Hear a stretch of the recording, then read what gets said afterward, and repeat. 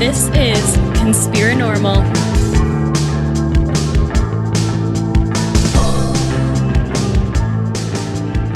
You were asking about the books in the background? Yeah, I said, is that all? You heard me. Is that all the references from chapter 1?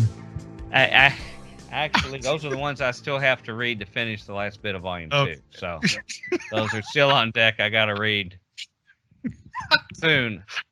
We were wondering if that was all the So after that was the Kama Sutra. After all that, since you're participating in the Pizza Hut Book It program like we did in the 90s and 80s, maybe you'll get a free child-size personal pan pizza.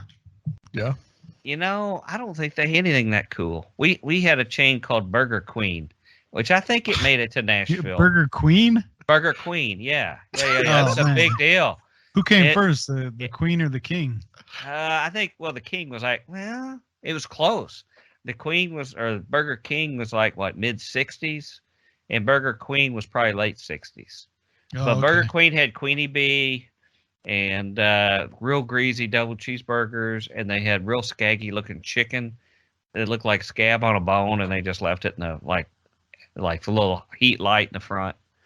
But it was big all through Kentucky and through, I think it got down to Nashville. But what would happen is they would, this is weird with this camera up here. I had this other camera at eye level, but what they would do is go into rural areas and nothing else was there to eat.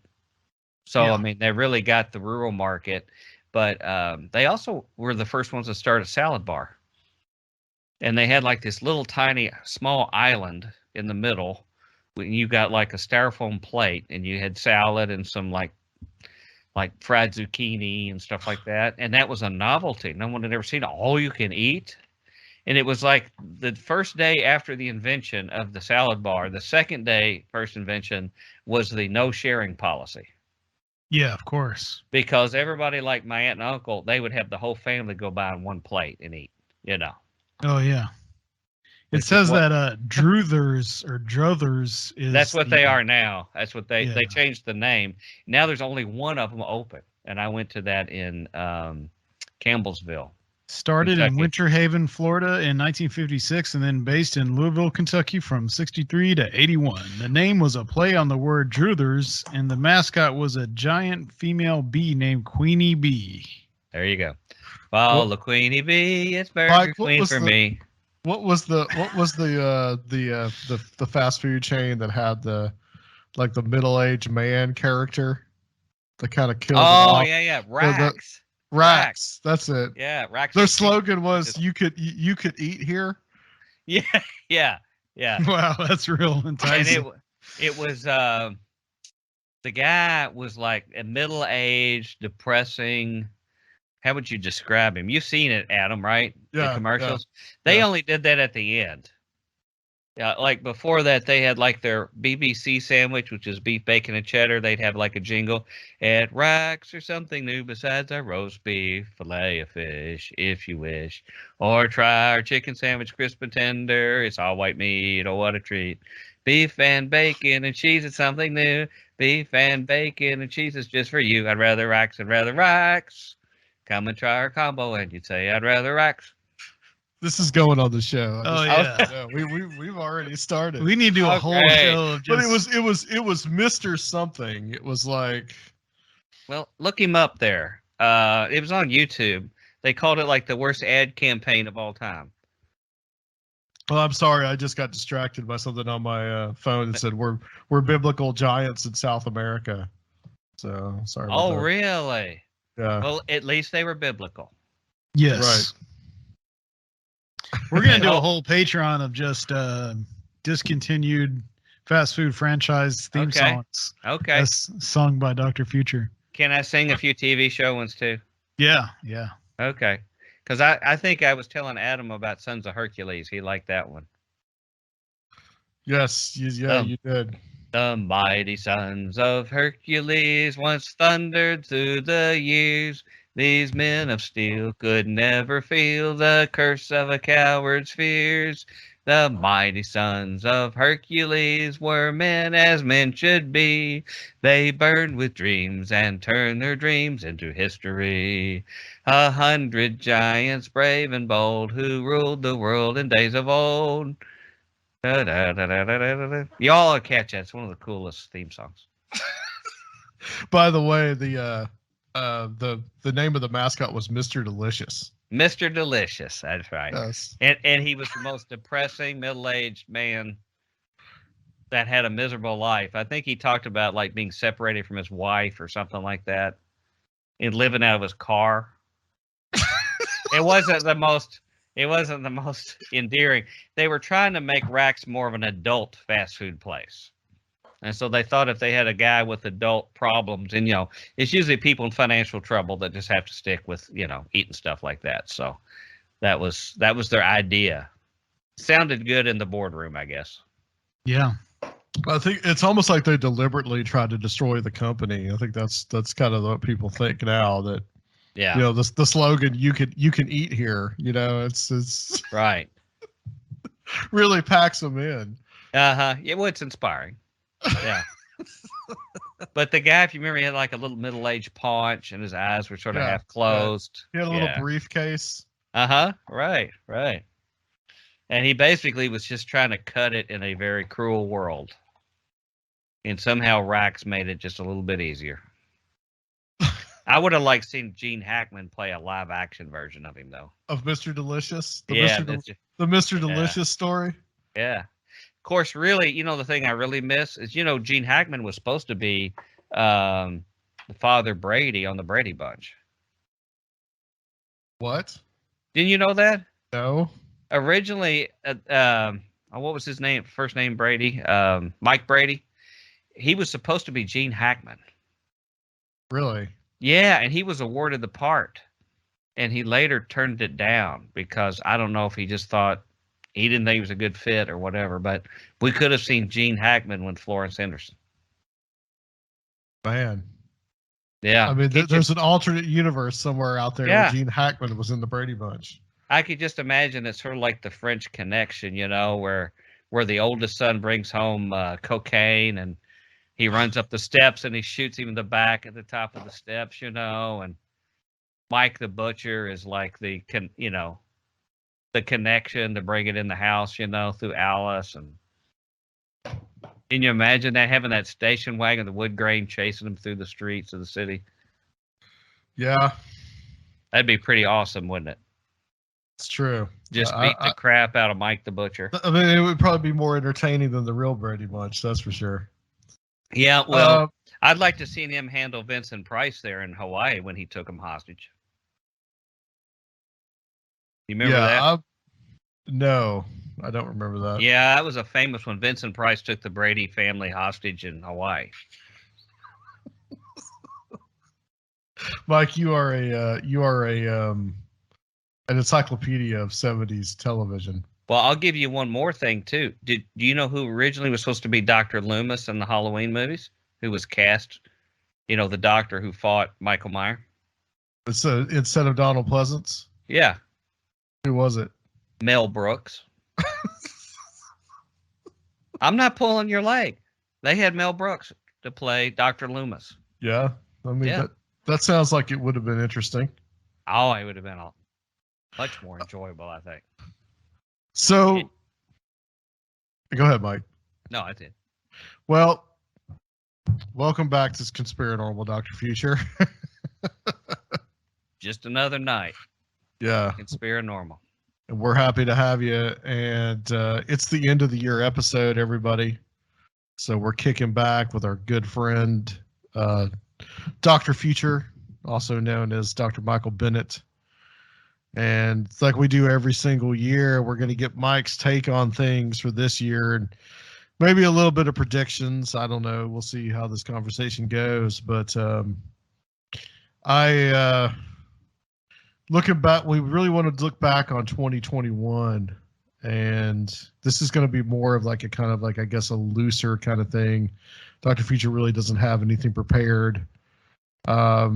Don't make him look bad. Well, we're going to talk about. Well, that's We probably didn't ask him to prepare anything. No, I that's didn't ask him probably prepare to the anything. great relief of all of the listeners out there. It's like, no, not more of his prepared material.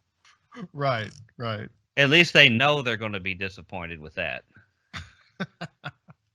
But what we're going to talk about a little bit tonight is where we've been in 2021, where we're going, and kind of like an emphasis on some of the craziness that is going on in kind of like Dr. Future Sphere, which is kind of like looking at evangelical Christianity and what is happening. I've got a clip I'm going to play and talk about some other things. But, 2020 was a really crazy year.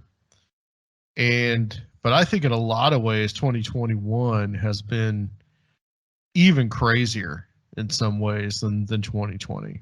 And of course, we're kind of like, I guess we're at the tail end of the pandemic or how it's actually working. But it seems like people this year have more lost their minds than they did last year.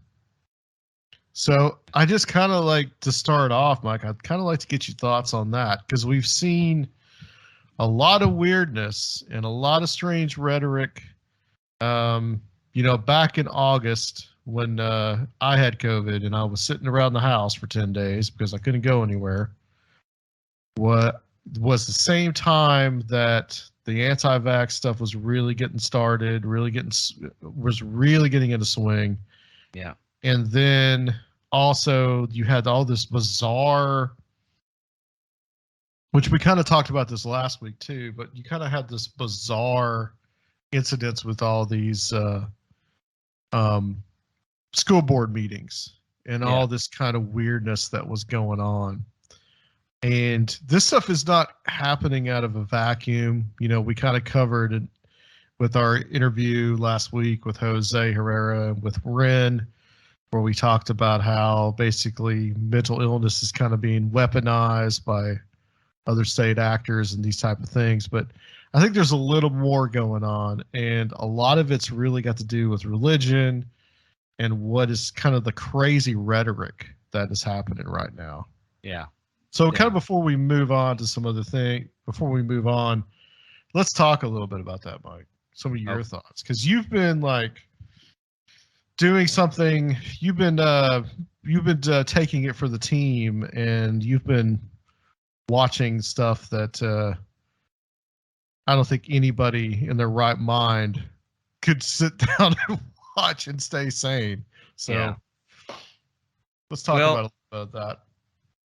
Yeah, I mean, actually, that I am taking one for the team and flirting with my own insanity by watching countless hours of Christian satellite television every day, and trying to figure out what is the most. I mean, if I just recorded the crazy stuff, I would be recording nonstop. So I have to figure out what's the stuff that has sort of ominous overtones for the days ahead. And that's hard to filter that out too and sift it out. But I guess I'm going to share a little bit personal here, and just to get a feel of where I think the rubber meets the road in my own neck of the woods. And I'd appreciate the listeners sort of keep this under their hat, okay? Because this is really close to home. But even in my own church environment, I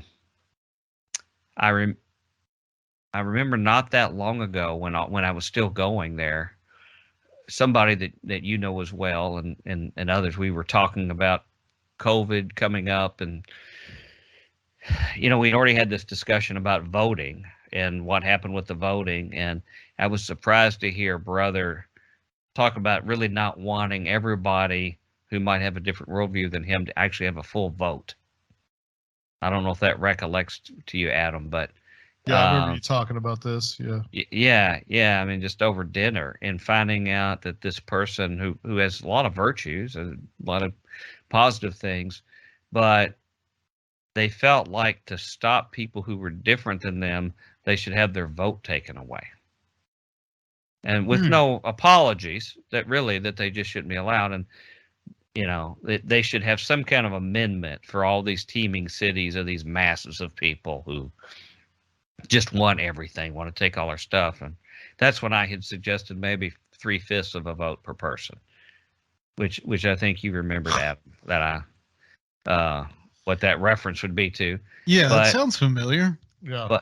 But I remember when the COVID thing was going, and I remember this person who, again, had a lot of virtues that I admire, was talking about how it's just too much fuss and too much ado to have to wear masks and have to do other stuff, which I ended up finding the overwhelming majority of the leadership in church felt the same way, no matter how many people it saved. And when they thought it was just much ado, he had a very fatalistic view, like, well, it's just going to do its thing. It's going to kill who it's kill. And of course, he was a lot healthier and younger than most of the people who were dying, so that's their problem.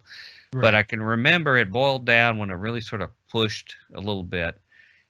Basically, just admitted, Mike, he says, you're just too worried about the weak all the time. And I thought, wow, we've gotten to the point where, we're worried about, we resent having to worry about the weak. Mm-hmm. And, these are Christian people talking, and they're resentful that we would actually have to tolerate the weak and whatever issues they have going on. So, in my own neighborhood, I live in a pretty upscale neighborhood, actually. Really nice homes. It's usually people who have saved for a lifetime, have saved to live at a house, similar kind of house. And almost everyone in my neighborhood are church-going folk, probably local Baptist church down the street or places like that. And so I listen to what they say, and I had mentioned there's several people, a street over, who all drive the military fatigue with like the drab green military SUVs painted like an army, like wartime green, totally covered with Second Amendment and arms stuff. One of them, I don't know if they're still there, used to have a show, like a podcast, was very successful. They had advertised on their vehicle about like extreme weaponry, like how to get a hold of like military grade weaponry. And it was a huge following on this podcast about it. And, but it was just like a culture just in these adjoining houses. Most of them were from Fort Campbell, lived there. But, I remember one of them who, shared with me a little bit right before January 6th. And had talked about how his buddies in the military were going to be involved in some big operation on January 6th, on the day that they were doing it. And he couldn't be there for some reason. He couldn't go. But he told me it was going to be a major military operation there. And I had no idea whether he really knew what he was talking about or not. But he goes on a lot of these, what is it, Parler, or some of these Telegraph or different ones that have spun off for people who've been banned from, mostly right-wing people banned from Twitter or YouTube or whatever. Right. And sure enough, it was like, it sort of happened like he said. And they had a little event not long ago.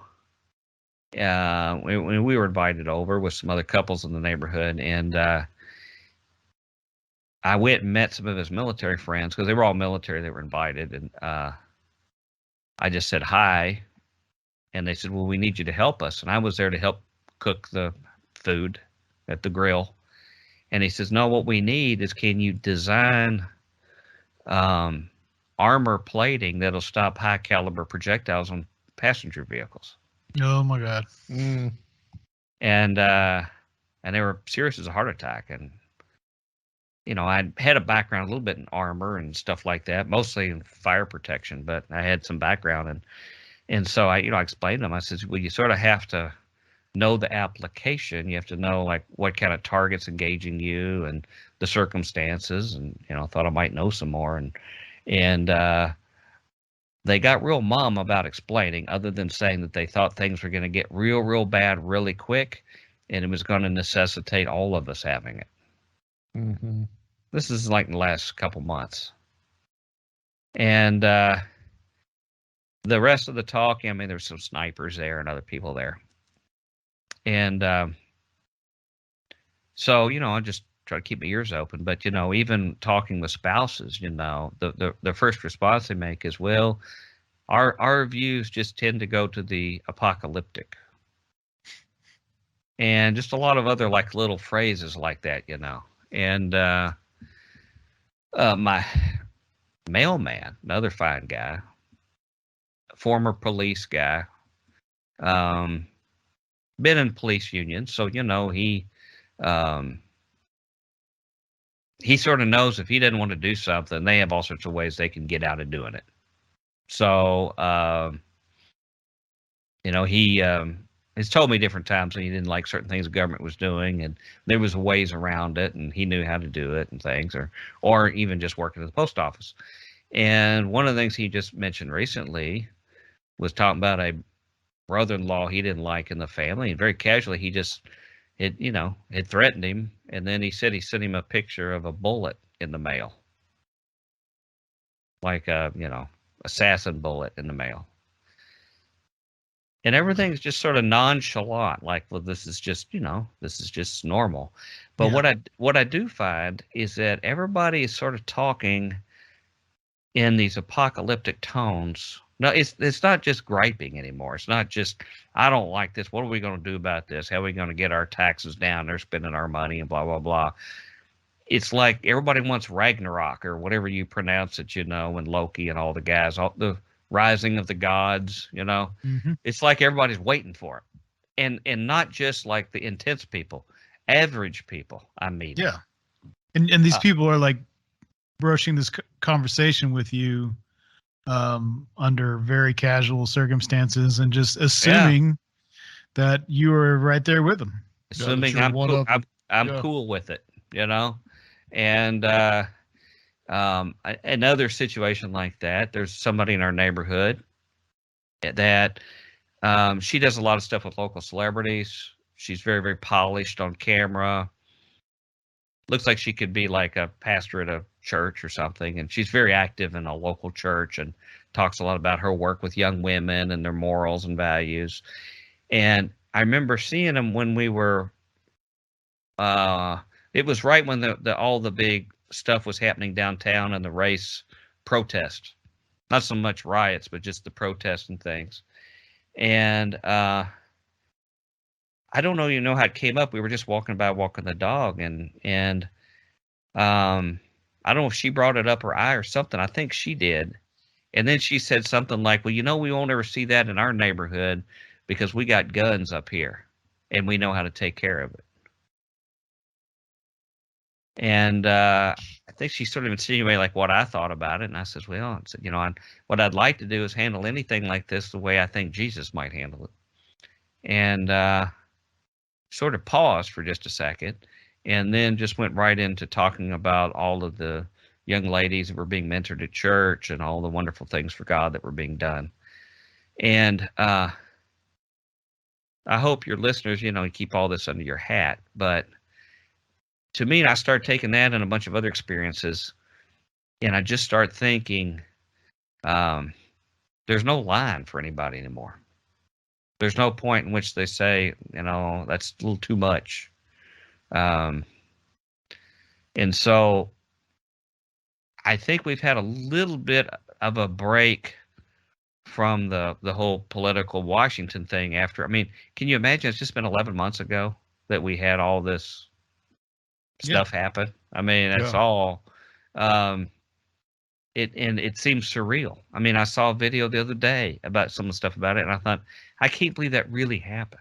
I don't know if you all remember watching it when it broke out. It's just like you're watching a TV show. This can't really be the way America works.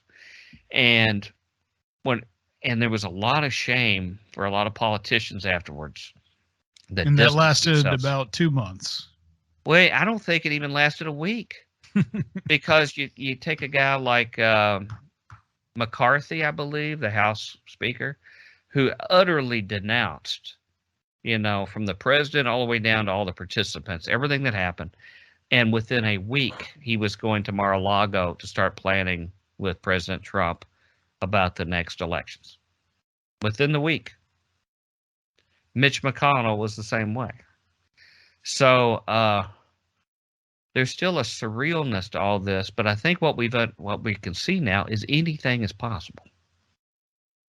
And before, we would all sort of wink at all this kind of weird stuff we'd all talk about, whether it was on the Christian side or non-Christian, about weirdness. And you'd think, yeah, I really could see that happen. It's like seeing a bunch of UFOs, parked over our cities. But now none of that's off the table. And I think the rage has deviated away from, the whole thing about trying to overthrow the election, how like they did in Arizona, where they got the cyber ninjas to somehow get the ballots. And I don't know if you all remember, but they were actually, and this was paid for by the taxpayers, they were actually holding ballots up they had a detector to see if there was bamboo fibers. Right. Yeah, because of some rumor on the internet through QAnon that North Korea had gotten a boat and had ballots and somehow didn't even bother dropping them off on the West Coast. They went and took them around and dropped them off at Maine for some reason. I'm sure that'd be easy to do. Yeah. But that was good enough for them to get taxpayer money to pay for it. There was something else that they were looking for. I don't remember what it was, fingerprints, but it was something even crazier than bamboo. And that was, everybody signed up for it. All the Republican leadership now. And so I think that all got sort of deviated over to the vaccine stuff right now. And it's really weird. The Christian side are really quick to point out when a hurricane happens or something else happens in a place. Well, that's God's doing something. God's doing something in this. But now in the last couple of months, we see all of these Christian leaders dropping like flies that were hyper anti-vax, anti-trust anybody with any kind of credentials. And now they're dropping like flies with COVID. But nobody else is willing to say that maybe that's the finger of God. Like, why are all these prominent people that all just happen to be that just suddenly dying? And can't that be a sign of God's activity? And I'm not saying it is, because I think you have to be real careful pointing that out. But I'm just saying it's sort of funny that they're not pausing and thinking like, maybe I ought to just ponder this a little bit more and think. Good point. Yeah. Because again, bad things shouldn't happen to them. It should happen to immoral people, quote unquote. And it also, because the whole hurricanes thing was all about. Well, if you stand with Israel, a lot of times. Yeah, but some of it was also about homosexuality too, and that too. Yeah. But so I think that has been something, and I guess there's two big lessons that that are inescapable to me. And I don't mean to make this political, because actually politics are just a symptom of something bigger in the heart and soul. They're just like the hands and feet. Like, once you have a certain set of values, then they work their way out in our society, often in political ways, or social or media or whatever. But I think the inescapable thing that totally breaks my heart when I reflect on how I spent most of my life is that the broader conservative culture that I was raised in, I can no longer get away from the overarching value of whatever the conservative position is going to be on anything that we now face with new issues is that they don't give a crap about anybody. So whenever we face some new challenge in society, whatever position is one in which you would exhibit not giving a crap about anybody else but your own interest, that will be the position that they settle on. Yeah. And it doesn't matter. It can be somebody, different religion or ethnicity overseas, somebody outside our border. Now it's their own neighbors. Now it's the people that they live with. And well, it seems like a lot of those classic Christian morality to them is being reserved for people within their group. And like this morality is, it's a double layered system. It doesn't really apply to those outside, just like with the ethno-nationalist sentiments that, oh, well, only, these type of people are equipped for democracy in the first place. So it's only meant to be democracy for us and not for these other people. And it's the same kind of thing. Right. So that's how they have this double mind. Yeah. Yeah. Well, it's funny you mentioned that because I was invited to go on Recluse's show not long ago. Yeah, they were excellent shows too. We listened to all of them. Well, there was two guys on there who were far more experienced than me and probably had spent a lifetime fighting fascism. But what it was interesting was in all of their, intensive work and dedicating their life, when it came to define fascism, I could see they sort of struggled with it. Having battled, they stated elements that were all true about it. Right. But, and that's why I mentioned that I find it's almost sort of like obscenity. It's like, well, it's hard to define, but I know it when I see it. And that's why when it takes hold, you can't, people don't understand that it is. And people don't, most of the time, they don't self-identify as fascists. Only in those brief historical moments did that happen. Yeah. It's a slow burn, too.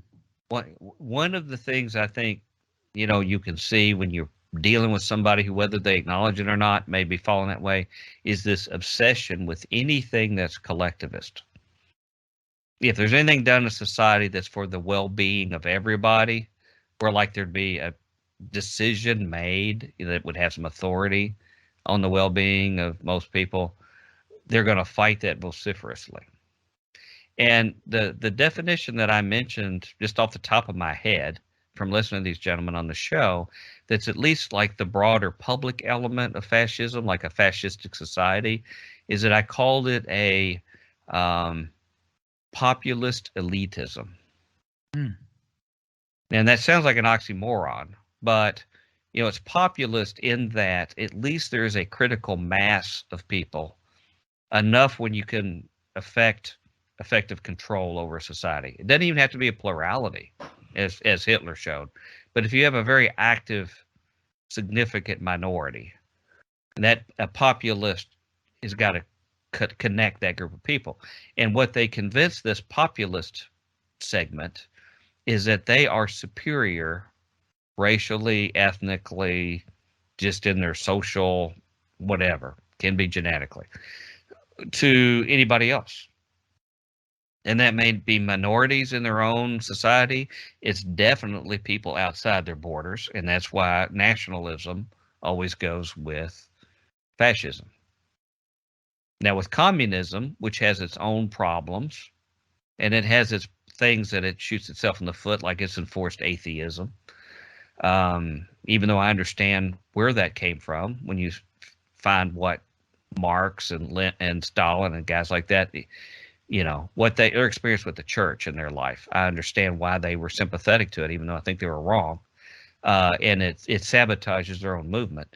But in that case, those collectivist movements see themselves more internationally.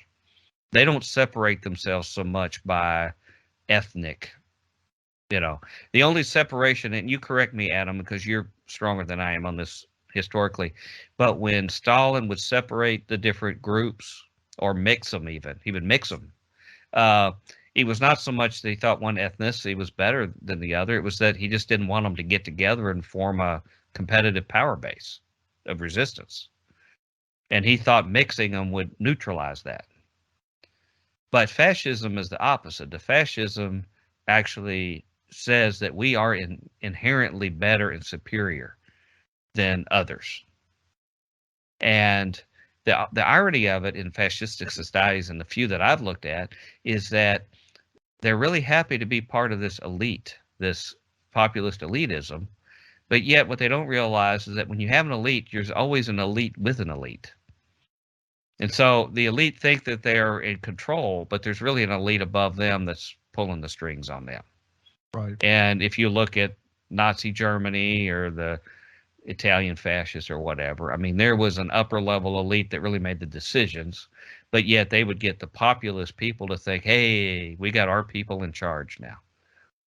And they were, you know, it was a gilded cage. They thought that they really had their people in charge, but they were, and I would say that's definitely what I would have described the last 4 years or 4 or 5 years here. Yeah, it's an illusion of control. Yeah, and I'll tell you, like the tax plan that was approved, you know, in the last 4 or 5 years is a classic case in point. It sounds wonderful. Well, look at this. You almost doubled the standard deduction for us common folk.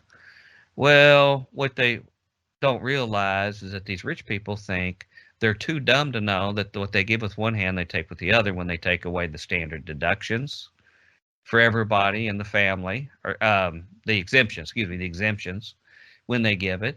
And if you take that standard deduction, you know, and they basically offset, you give up being able to write off the interest on your home.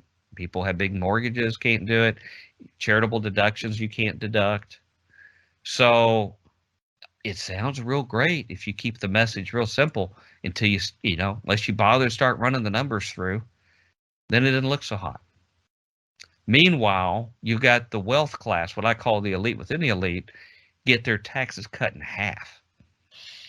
Yeah, I definitely think that through the 4 years of Trump, while everybody was paying attention to what the far right was doing, and then also just like Trump's just general buffoonery in and of himself, that there was a great deal of looting going on in this country economically. Yeah.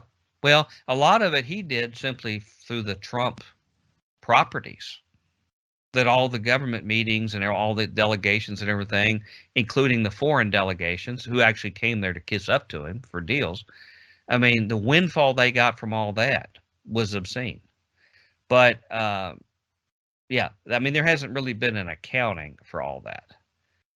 But to me, it's the same principle that the rich normally do, where, you know, they'll ask somebody like a bellhop or somebody, a goon that's at the end of the organization, to do something that might be dangerous or something they don't want to get their hands dirty with, and they'll offer them $100 bill. Mm-hmm. And they'll say, well, these people, they think they'll be rich. You give them $100 bill and they think they'll be rich. Meanwhile, I'm getting, you know, $5 million from some dirty deed we have them do. And that's the contempt that I saw in the tax plan. So when people give themselves over to that, I don't know how you pull them back. I mean, it's amazing what they were able to do in Germany and Japan, you know, particularly Japan, because they had this emperor worship that went on. But I don't know if it'll be so easy. You know, of course, we're not even at that point now of repair. We're not even in the worst throes of it. Yeah. I mean, that's like talking about repairing Germany in 1935. It's like, well, yeah, I wish we were at that point, but, you know, we haven't seen the worst yet. Well, this identification with the elite, like you're talking about, it leads to what you're talking about before, in that these large segments of the population are now deputizing themselves and paramilitarizing to be the force for, you know, what is this brewing new American fascism. And that's what we're seeing, and that's really like a part of all of these movements and countries, all these fascist movements, is a paramilitary right wing that is using the excuse of countering left wing chaos. Yeah. That happened in every one of these countries, and it happened in the Cold War too, in South America. It happened in Chile. And it's the same. It's the same dance. And like with the whole Kyle Rittenhouse thing lately, you know, I saw so many people who I thought had a little more sense celebrate this kid, you know, people who would identify themselves as libertarians, etc. But, you know, no matter what side of this dance you want to be on, like if if you want to be a part of that dance, it leads to authoritarianism. And a lot of my, the criticisms of left-wing chaos is in there too, because that is a big part of the dance. Yeah. And it justifies, what happened. Who knows if January 6th would have been able to happen without the excuses, without people, seeing the left-wing chaos on TV and thinking that, oh, we've got to stand up and be the defense against that. So yeah, that's what you're talking about, is this like paramilitarization, and this is what happens in every country that has a brewing fascist movement. Well, and violence is always the answer. Once you cross a paradigm, and I think the January 6th thing was another thing that further enhanced it, is that once you sort of convince yourself psychologically that you're not going to try to persuade people or, appeal to reason or logic, but it's like you do a gun count. Whoever has the most guns, well, then that's who will get to enforce what reality is. I think we're at that point right now. And that's why Rittenhouse is a hero. And, he tried to come across as some innocent guy that got in over his head. And you know what he said at trial? He was just there to give first aid. That was the whole reason he was there. Most people give first aid. They got to have an AR-15 with them. But he was going out away from that store just so he could give first aid. And they played the video of him telling them when they were videotaping him that he was a paramedic. And they asked him, they said, "Are you a paramedic?" He says, "Well, no." And they started going this other list of things that he just outright lied about. But yet they believed his testimony on what his motives were. And, he still, I think he actually claimed that he was part of Black Lives Matter, believe it or not. Oh, okay. But a few days after the trial, the next thing he does is call up Donald to meet at Mar-a-Lago. Yeah. Now, he had said before how he was crying. He said he was just crying and breaking up and things like this. And he was just, he came across as some child that had got in over his head, couldn't even explain why he'd done what he'd done, and just asking for mercy. Never do it again. And this is what and I've heard his attorney, originally, who his first attorney was? Lynn Wood. Yeah, Lynn Wood, the mastermind of the whole overthrow of the election, who even all the other Trumper people think is nuts, drug him out of the White House. So this is who he goes to get to defend him, or he accepted, until he found out, and this is a microcosm of what's going on all the time now, he found out that he was being used just as a fundraiser for Lynn Wood and some of his cronies. And that's what these people do. They all exploit each other. Mm-hmm. And, it would be funny if the fact that there weren't innocent people that got hurt in the middle of all this, too. If it was just them, it's sort of like these people who say these absolutely ridiculous things about some of the science of what they use to protect themselves physically. And if it was just themselves, it would be tragic. But it's doubly tragic when there's innocent people, even people who don't agree with them, that they infect and kill. Not just even the people who listen to them, but there's other people. In the same way with this, too. These people hurt innocent parties. But he got a level-headed attorney who tried to focus on just him as an individual and pull a rabbit out of a hat. But now he's already gone full tilt. Yeah. I saw him on the Charlie Kirk show, which is basically Donald Trump Jr. If you've read my blog, you'll know who Charlie Kirk is. He's going to be a bigger name in the days ahead. He's you'll get very familiar with Charlie Kirk. We talked about him on the last Did episode you? Okay. When we had him on with Ren. I'm usually not surprised, but the celebration of this kid really did surprise me, and the way that this legalistic framework was used as the excuse that, oh no, it's just rule of law, it's just the case. If that's really what it is, you could still acknowledge that, oh well, the letter of the law had to prevail, but this kid was still terrible, and this was a terrible occurrence, and this is part of the dance towards fascism. But it wasn't that. They are celebrating him as a hero because he killed commies. I mean, that's just straight up what it is. And another thing too is that I've heard so many just like people arguing, and I'm sure that this comes from conservative talk radio, even though I haven't actually heard it, but I'm sure that's where it comes from. Just like everyone's a jailhouse doctor, everyone's a jailhouse lawyer. Right. On this. Yeah. Right. And but what they're doing is they're arguing minutia of all this instead of looking at the bigger picture of just like, how about nobody died? How about nobody should have died in this situation? How about that? Not, oh, he had a gun, so therefore, these type of these minutiae. And if you really support the police, then maybe you should let the police deal with crowds instead of showing up to create more chaos. I mean, of course, in that point, the police kind of pulled back and allowed the chaos to continue. In that case, yeah. Like I said, he didn't disappear like he said. He told everybody, "Oh, this is it's like the woman in Roe v. Wade or something. I've been caught up in events bigger than me, and I just want to go to college." This is what he told about. I want to go to college and forget all this.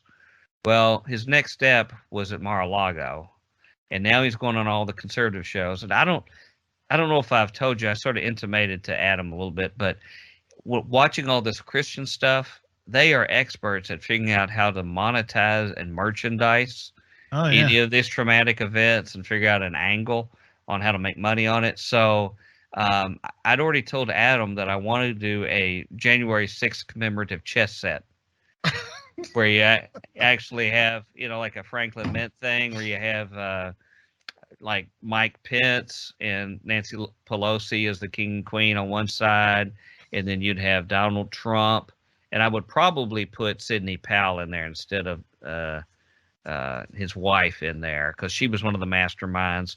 But you could have, and then you'd have all the protesters with the American flags that they used to impale, and then the Capitol Hill cops on the other side as pawns. Yeah.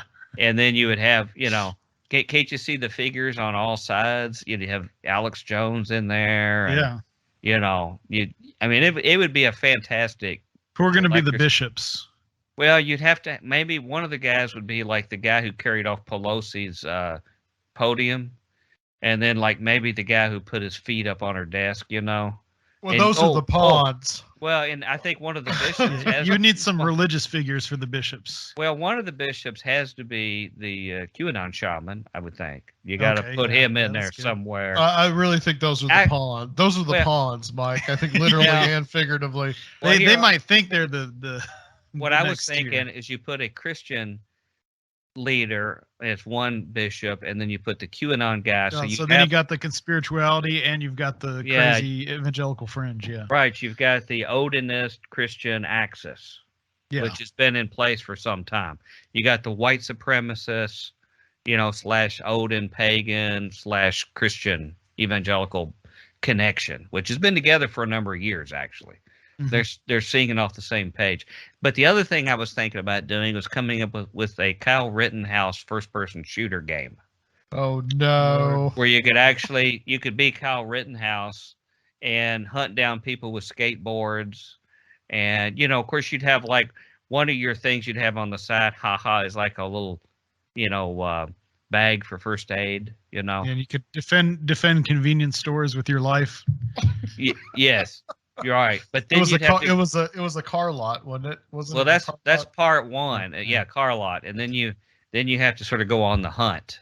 So then you have to go on a hunt, and the goal is to try to encourage people to come after you. In other words, fire a gun, start doing things like that, and try to get people to come towards you. And like your gun wouldn't work until they sort of turn around, and look at you, and then you could fire. Right. So, well, do you think he's going to get his honorary doctorate from Liberty University? Are they talking about that? No, I'm just guessing. No. I mean, you're thinking right. I mean, that's sort of what I would guess too. I mean, because they've done so much stuff for like Eric Prince. What's the difference? He just does it on a bigger scale. So if Eric Prince is the kind of guy that they admire and look up to, then Rittenhouse is just like a little Prince Jr. He might be able to make his own domestic militia. Although he'll be manipulated just like his attorneys were manipulating him. They always take these guys as figureheads. And, there's been a lot of world leaders that fall in that category. They were a figurehead of somebody else manipulating that. They stuck them up there and they were the puppet for whatever. And Kyle Rittenhouse is the puppet. But I think, I guess the part that I keep meandering around is I think this year after January 6th, that everybody on one side wants to forget ever happened. Like it never did happen. But I think the rage got directed toward COVID. And instead of the government that stole the election, now it's the government that would want to do the diabolical, obscene oppression of someone wearing a piece of paper on their face. Or getting vaccination. Or a piece of cloth. Yeah. Particularly military members who've already gotten probably 20 to 30 vaccines with not a peep from them all this time. Most of whom aren't even told what it is half the time. Yeah, they just go in. A lot of it's experimental too. Nobody, it's being a patriot.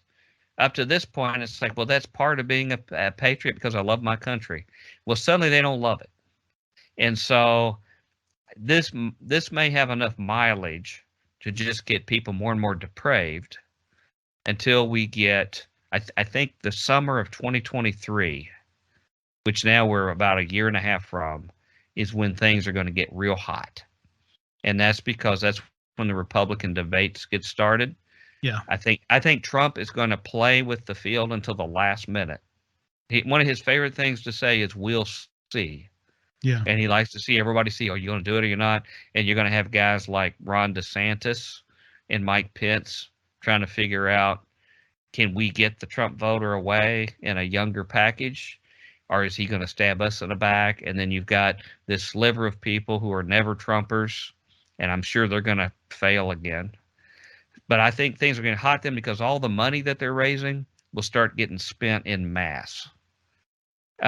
Probably Russia and China will be spending a whole lot more money. Who knows how much of this money goes through these Christian organizations? That's the one thing I'd always like to know. Even greater than the corporate veil. Well, because it used to be Korea. I mean, through Reverend Moon, as I will show in my next book, in Two Masters and Two Gospels, he was running the mainline Christian ministries. I mean, his man he commissioned was the chancellor of Liberty University for 20 years. Mooney, practicing Mooney. Second in command at Moral Majority, practicing Mooney. If you guys want to get a sneak peek of that, you should check out those shows on the farm that Dr. Future was on. Yeah. We got into that a little bit. So I would really like to know. I may have mentioned on your show before an experience I had at one of the what Defender conferences. What were they called back then? 2012, Adam. You remember? Future Congress. Future Congress, yeah. Because I was one of the speakers there, and I remember being in the break room for the speakers, and there was this guy that looked just like a Secret Service guy, bald head, had an earpiece in, looked like he was a military, real buff, in a suit, sunglasses, and he's going around hanging all these Israeli flags in the speakers lounge. And I asked somebody, I said, who's that guy? What's he doing? And one of the speakers said, oh, he's sent from the Israeli government. They support a lot of the speakers and the stuff here. Hanging out in Branson. And yeah. And when I went he got a free Branson vacation, probably. Yep. But when I went to the anti-Sharia conference, there were people like, I'm trying to remember some of the big names, some female speakers who were there. And some people told me there, I saw these similar security people. They said they're Israeli. They're Israeli people doing this. Now, when I watch Christian networks, and I watch them all every day, the overwhelming majority of the shows now are about standing with Israel. The Hebraic roots of our faith, how we have to stand with the secular government of Israel. You got to know some money's coming from somewhere. And nothing of what I'm saying was remotely intended to be anti-Semitic. I love Jewish people. I want the best for them. I want them to be happy and secure and fully live life, the same things I want for myself.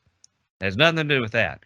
What it has to do is with a secular government That certainly doesn't represent the majority of Jews. But I'm saying that to say that the Russians and the Chinese are not so stupid as to not use that very, very effective venue to influence the public, because it has become, these Christian networks have become the venue for the most extreme rhetoric anywhere. Mm-hmm. Stuff that nobody else would swallow, secularist, they're all on board with it. So I think what it's leading us to now is that we're having to ask some basic questions. And I find that now we've had a realignment of our society into two camps. They split families, they split churches, they split cultures, people who were aligned. You're suddenly finding this like resplit. It's like a civil war, but there's not even a geographic homogeneity. And basically what it is pertaining to the priorities of the person. And these crises we've had have made these priorities come to the forefront, because they have to decide what their priority is and how they're going to respond to the crisis. And one side of the crowd says, my freedom, which just means me and what I want, is the most high priority thing in society, is my freedom. The other crowd says, yeah, I like freedom, but how my freedom impacts my neighbor is something that I'm concerned about. And people are splitting along very surprising lines on which of those two camps they fall into.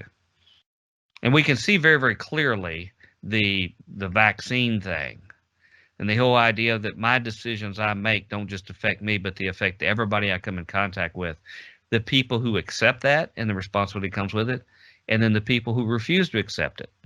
They put their fingers in their ears and ignore it. Those are basically the two camps that are splitting out. But it was true even before then. You think, and I try when I write about this to remind people, when complicated issues come up and policy things, you got to decide. A very useful thing to ask, particularly if you're a God-fearing person, the thing to ask is, who is the victim? If I take one approach or the other, who is going to be the real victim? Even if it's somebody I don't know, somebody I'll never meet, somebody on the other side of the world, somebody very different in their looks or even their values. Who is going to take the brunt of this thing, even though the overwhelming majority of people might all be really excited and gung-ho about this?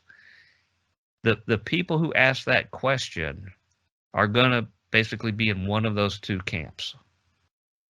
And the other camp is going to be, what's in it for me? And how do I advance myself? Mm-hmm. And so when you face any of these new crises that are coming up, how they answer that question, they address the fork in the road, which way to go, which of these is better for me and folk like me, or how's this going to impact other people different than me, is going to decide which of those forks they pick. And everybody, including every listener here, has got to decide which of those values is going to be their preeminent value.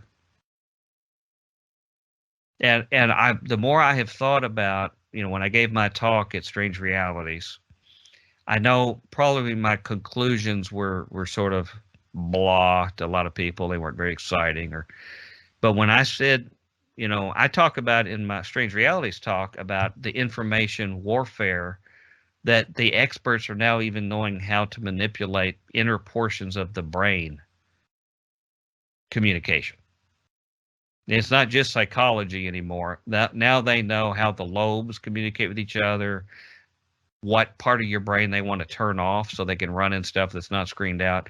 When we're in that, kind of environment, which we are right now, and books like that Occult Memetics that talk about, if there's any truth to it, there are people that are getting magical thrills out of controlling, like sorcery, spellbinding people just with memes, and acknowledging that it's a magical operation that's going on.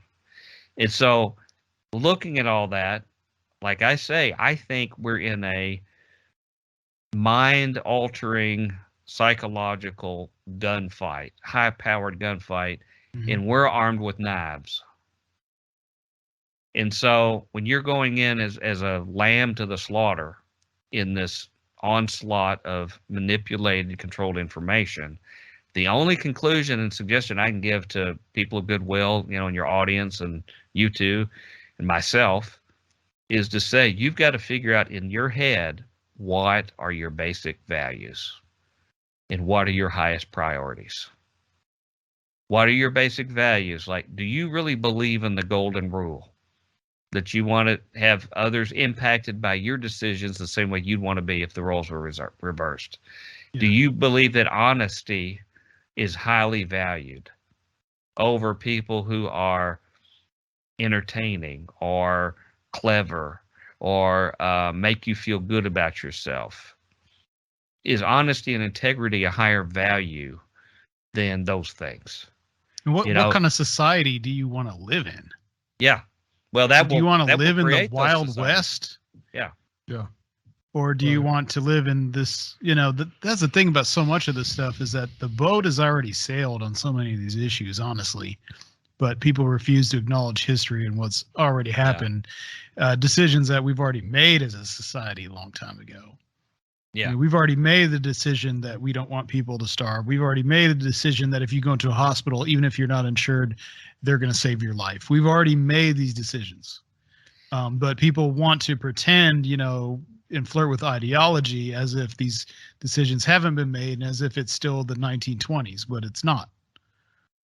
Well, aren't those things you just mentioned, Sir Fiel, sort of the definition of what civilization is? Because the alternative is the jungle. The Wild Wild West was not civilized in the mythos of, you know, of Manifest Destiny and all that. Now, they may have had a few, you know, personal axioms and things that they would not cross. Certain people, not everybody, but there may have been some. But, you know, in the jungle, it's Darwinism in action. It's the survival of the fittest. And everything is looked at in terms of how does it further the interest of my organism, including consuming it. Yeah. Civilization is the only thing that offers a counter to that. Civilization says, because you naturally gravitate to the jungle of Darwinism, that's a natural thing. You have to work hard to turn away from that, and which makes humans possibly different than parts of the animal kingdom, although there's parts of the animal kingdom that shows more compassion sometimes, you know. But civilization says we're going to find some innate value in the weak, that people who get old, that aren't no longer working on the factory or the farm, we can't say they're producing something to advance us. They still have a value. We still, because we will be there one day, and even if we aren't, they still have a value. Now, a lot of the excuse for that comes from somebody's, you know, monotheistic belief system in a God they're accountable to. But I will say there's a lot of very moral atheists who can put a lot of those people to shame in their values, even though they might not sure where they come from, but they have them nevertheless. So, but that takes work. And, you know, in the Christian world where I come from, evangelicalism, the progressive word is a 4-letter word. Like progress is something you'd want not to be. And I'm thinking, do you want slavery back? Do you want to roll back that progressive notion of banning slavery? And, you know, I'm afraid to ask that question from the people I know now. I'm afraid what they'll tell me. Yeah. They obviously want to unite church and state and roll science back and other things like that. So, well, you know, I obviously I don't support uniting church and state because it violates the golden rule. Plus, I would never trust the people who want to do it. That would be the most dystopian world I can imagine. But I don't want to have that kind of control over people. But even if somebody did do it, wouldn't it be nice if somebody had the values of like the humble Jesus if you were going to do it? But the problem is the people that do that don't have any of the values he has. They want to take it over, but they're far worse than the worst pagans. You know, there's a movement called Dominionism. I'm sure you all have heard a lot about it within Christian circles. The version in more of the mainstream / Pentecostal side is called Dominionism because they bring in a lot of spiritual warfare part of it. Then there's a sort of a stodgy reform side called Christian Reconstruction. They also want to take over. They want to enforce more of the Old Testament laws. All that has to be enforced. But they both have in common taking theocratic, control over that. And I write about that in my second volume of my book about Ralph Drollinger, who led the Bible studies in the Trump White House. And he's real close to Mike Pompeo, who we haven't heard about for a while, but we're going to be hearing more about him come election time, I think. And Mike Pence, real buddies with him. But, he would write in his Bible studies about we had to take dominion over the animals that would keep you from building a dam in California, or these species that were endangered, that man was called to have dominion over the earth, and we wouldn't let just some kind of species that was down to a handful keep us from building a factory or something. And I'm thinking these people want to have dominion over humankind. And if this is how they've had dominion over the animal kingdom, what do we think they're going to do when they get control over humans? Well, they're Christo-fascists. I mean, that's what they are. Yeah. Exactly right. So I think these crises that we're going into are having to force each of us to decide who we are. And when I mention priorities, there's a phrase Jesus used that Christians don't ever talk about, and that's called the weightier matters of the law. He said, you Pharisees, you're good at donating your spices and everything for sacrifice, but you neglect what he called the weightier matters, which were justice, which is a word Christian people hate today, mercy, and faith. And what Jesus was saying is, this is the front burner stuff with God. What you do you and another person do in the privacy of your own home, yeah, God cares about it, but Jesus didn't have that much of anything to say about it. That's not to say that that's not an issue to come up sometime, but let's look at what the priorities are. The things that we hear by people of faith today are the big priorities. You won't find them anywhere in the Gospels or in the epistles as anything that is the main thing, because he's calling us to grow the heck up. I heard an old country preacher once that I really liked, simple fella. He said that legalism was for children, which is basically like, do what I say because I say it. Mm-hmm. And it's true. It's for children. And these people never want to grow up out of being children, because you have to progress into maturity, which is what, if they read their Bible carefully, is what we're being groomed to do. It says that we are in the next kingdom going to judge the angels, which means we're going to administer over them. We're going to run all this stuff in a new cosmos, but yet these people want to be treated like small children in romper room. Do this, don't do that, don't. I'm going to tell on you if you did that. Let's find something trivial, like somebody didn't say Merry Christmas to me, and so it's the end of the world. Meanwhile, we get refugees who are in tents, can't get food, lost their home, have dangerous people patrolling around the camp, and they're worried about the war on Christmas. I mean, somebody burned the Fox News Christmas tree down, Mike. I mean, I haven't had a wink of sleep since that's serious. I mean, that the war has been declared. The forces of darkness are marching. You would have thought the Fox News people would have liked that, because like burning trees like that is where they usually congregate. Shots fired. I want to do this, Mike.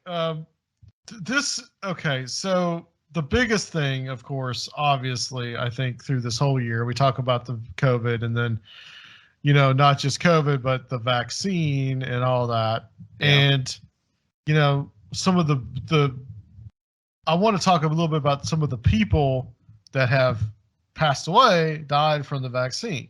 Yeah. God bless. Okay. So the big one, of course, around here in our area, Phil Valentine. Right. He, back in August, I think I found out, he got COVID. I think he died in September. Or no, he died at the end of August. And unvaccinated. Yeah. All these people were unvaccinated, because once Delta hit, it hit people hard. Well, and I think you need to clarify. It's not just that they were unvaccinated. Right. They were strongly promoting people not to do the same Yeah, and that is trying true. to infuriate. Right. They didn't make a private decision. They have been trying to disparage and to throw shade on anybody that's credentialed and has dedicated their life and career as an expert to protect the public health. These are the people that they wanted to disparage. So it's not just that they didn't get a vaccine. It's that they tried the best they could to hinder people taking public health options.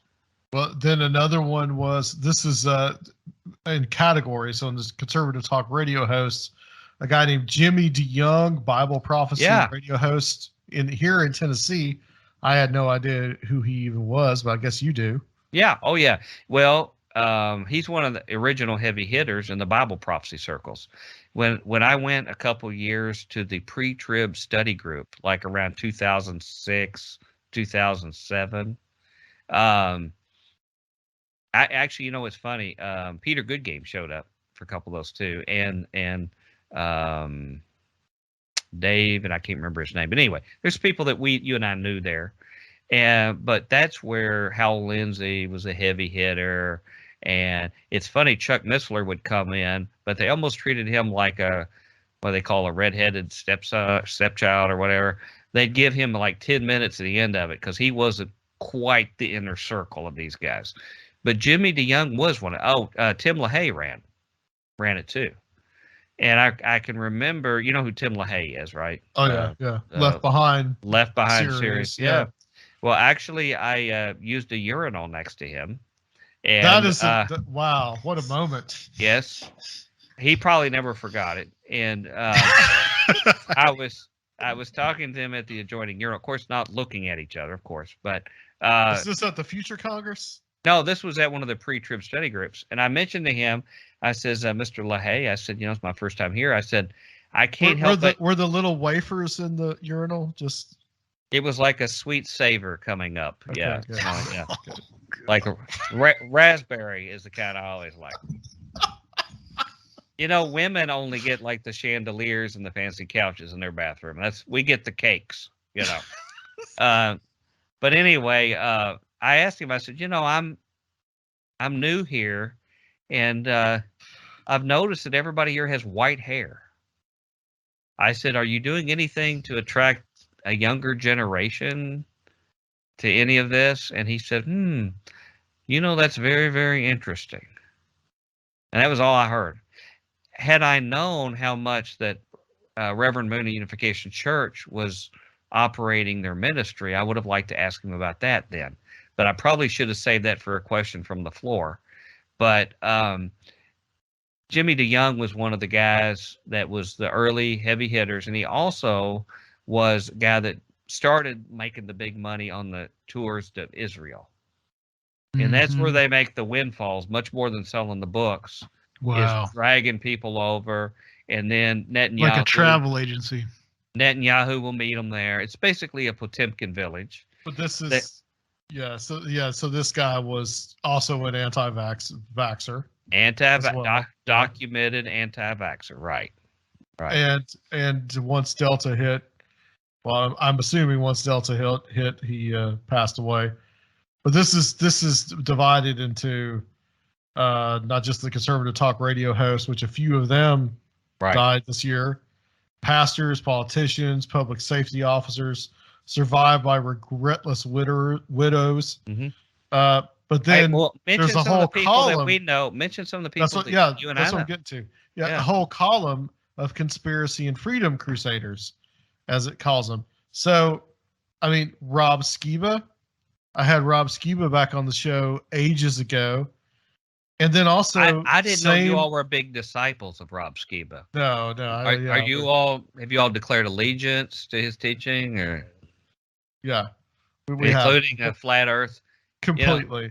It's not good to disparage the dead, but I will say my experience with Rob.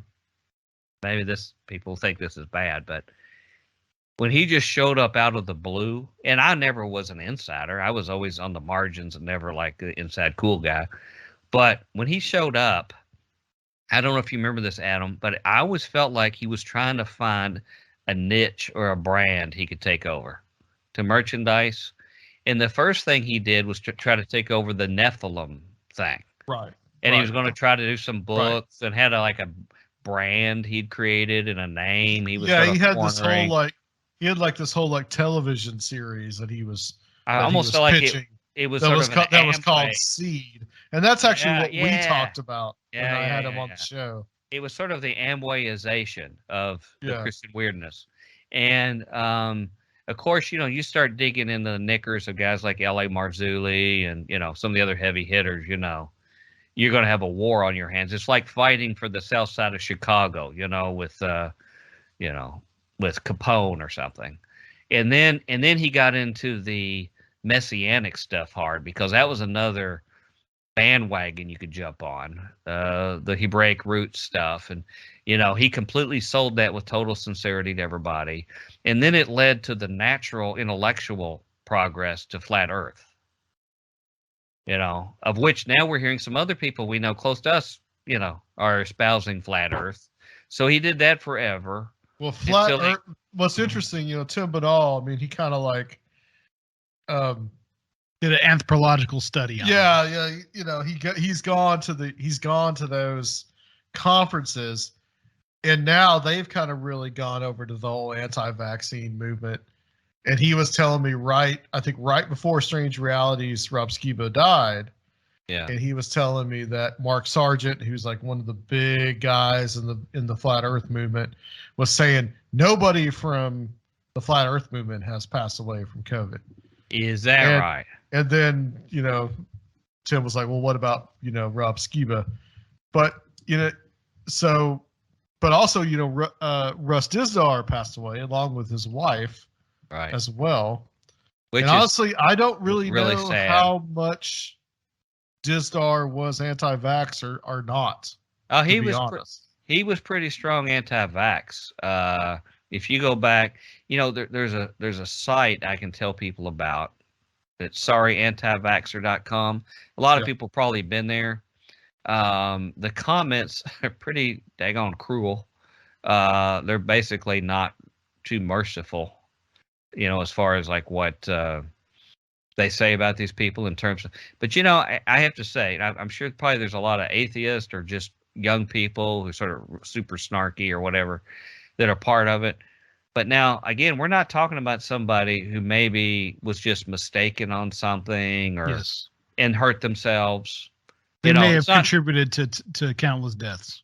Yeah, it's not like it's a Darwin Award winner, okay, that did something stupid and then they paid the price. These are people who were actively doing something and trying to promote something that could take a lot of other innocent lives. So when I hear their lack of empathy for these people, particularly ones who are in ICU and on a ventilator, it costs millions of dollars to go through months of that. I know from personal family experience. When you get out of that and then you're still unrepentant, it's a little hard to have empathy for somebody like that. I mean, it's a little easier for me to have sympathy for a drug addict who keeps falling off the wagon than it is, and they can hurt their family and stuff like that. But these people, they're trying as hard as they can to be as unempathetic as possible, are worthy of empathy. But you can see, sorryantivaxxer.com, it's got all these people documented, but what they do is record all of this rhetoric that they say online. They give samples of what it is. So that these people were a legitimate anti-vaxxer and strongly trying to sway other people away from it. And that's true for these people we're talking about right now. So Adam, I find it a worthwhile reference in that regard. Yeah.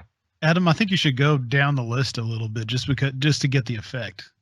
I mean, there's a lot. Yeah, there's a lot of people that I don't really know, but just in the we'll do the conspiracy and freedom. Hey, but before you do that, can I mention something about Russ? Yeah. Since this is a tell-all, Russ Dizdar, I only had involvement with him back in like 2009, 10 when I went to speak at the Ancient of Days conference there, Roswell. I didn't know him. I thought he had the scariest looking website. It just looked like it was totally off the wall. All caps. Spiritual warfare. I mean, it Yeah. was just flashing lights and bizarre stuff. It looked like a madman had put it together. And I went there to see who this guy was who's having mortal combat with the devil. And he turned out to be one of the most gentle, kind. A lot of the people I knew didn't have a whole lot to say to me, the speakers. I was a stranger to him. He immediately embraced me. I felt completely comfortable with him.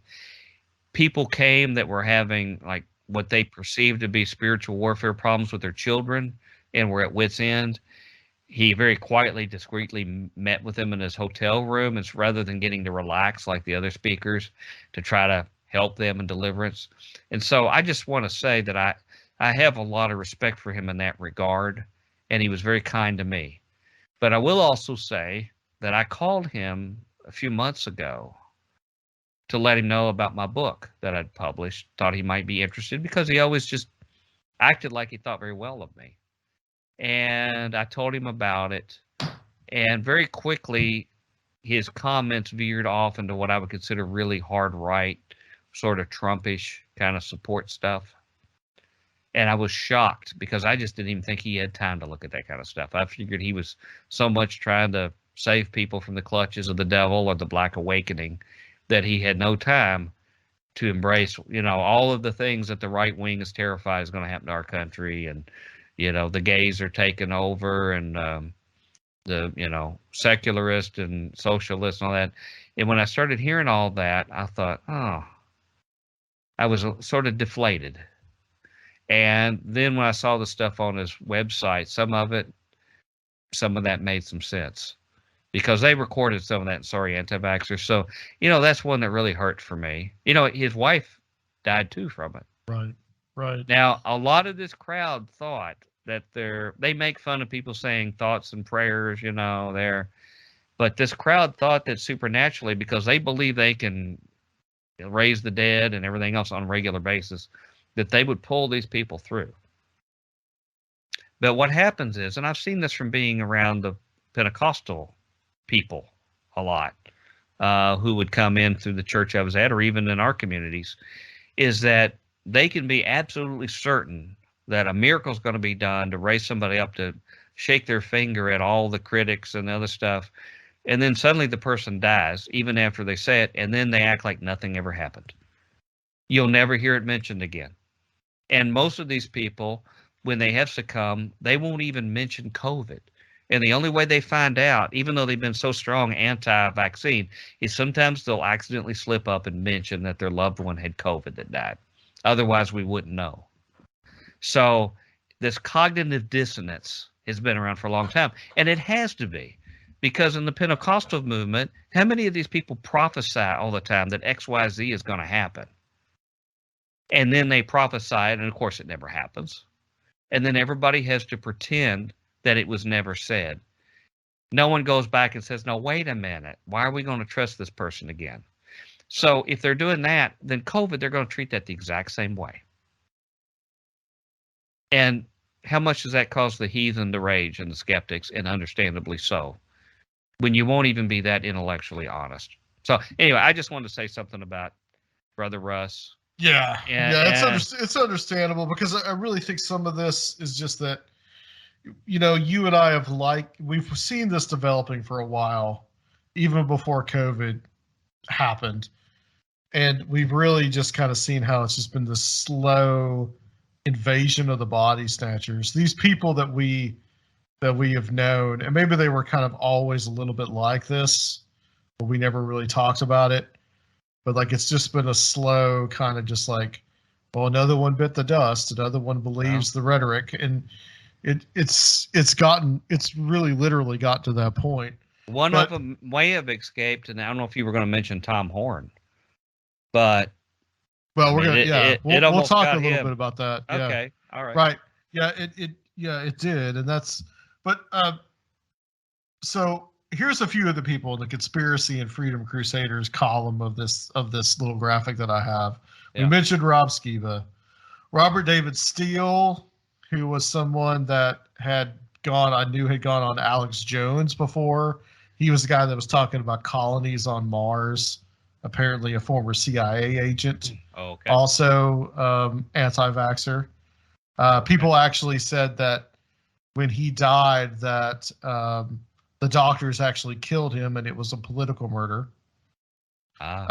Veronica Wolski, she was anti-mask menace, is what it says here, and QAnon Karen. Dusty and Tristan, I don't know a lot of these people. Dustin and Tristy Graham, Alabama Pickers, quote unquote, YouTube couple. Denise Lyonnaise, also known as Truffles the Clown from the Villages, Florida. Greg Pothole, anti-vaxxer jiu-jitsu warrior. Brian Cross, limo service. And January 6th rally goer. William Topol, patriot against masked tyranny, Alaska. Damon Thibodeau, released from death row, 15 years, Florida. Stanley J. Wilson, anti-vaxxer ambulance EMT in Oklahoma. Kristen Lowry, Moms for Liberty, free thinker, California. Renee and Daniel Chavez, anti-Fauci crusaders. David Knoll, attorney and anti-vaxxer school board trustee. And of course, we mentioned Russ and Shelley Daystar. I mean, this list just goes on and on and on.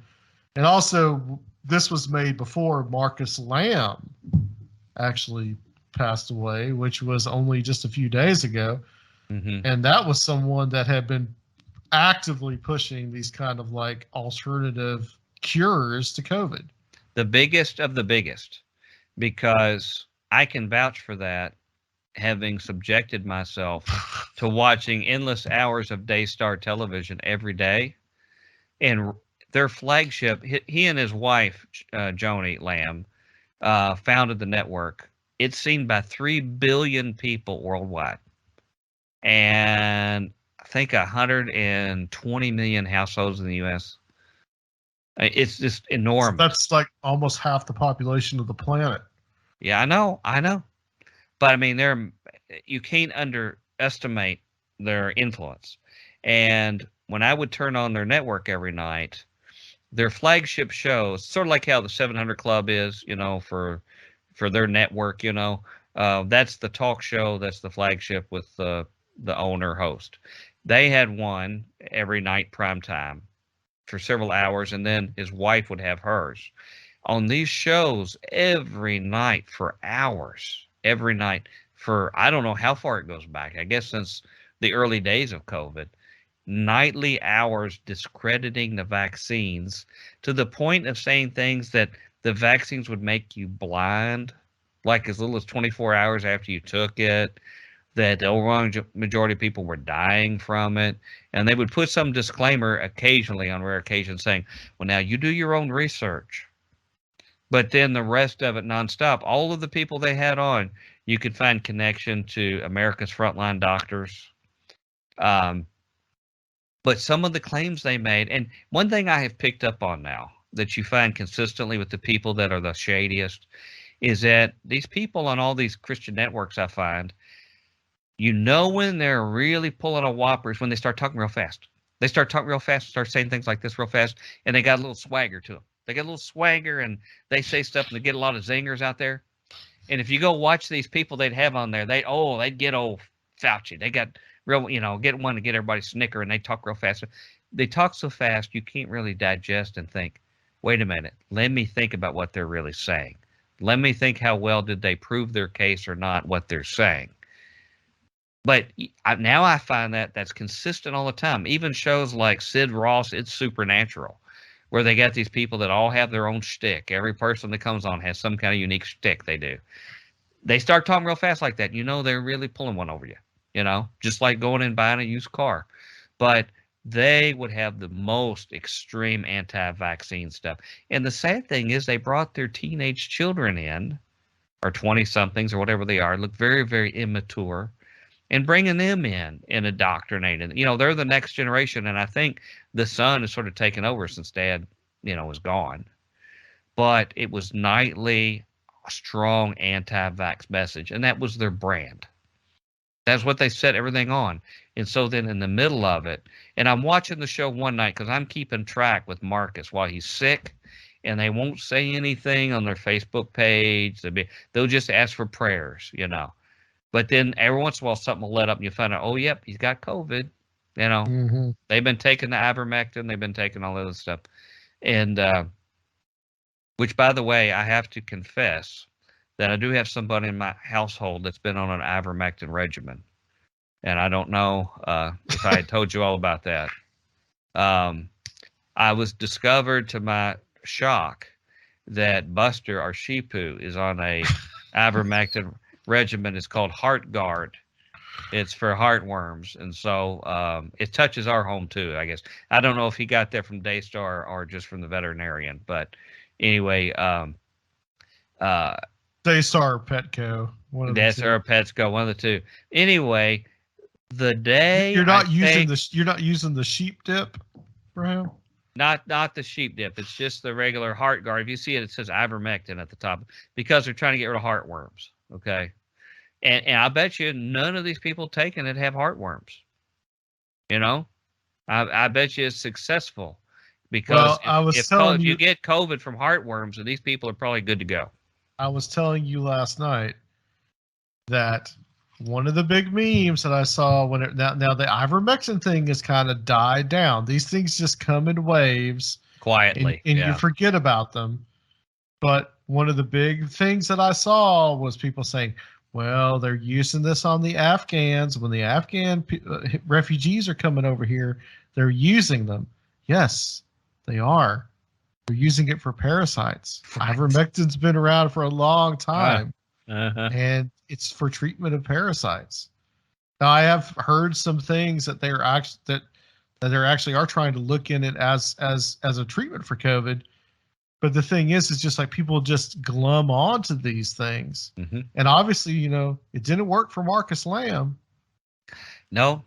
Or I have video of Coach Dave Daubenmire.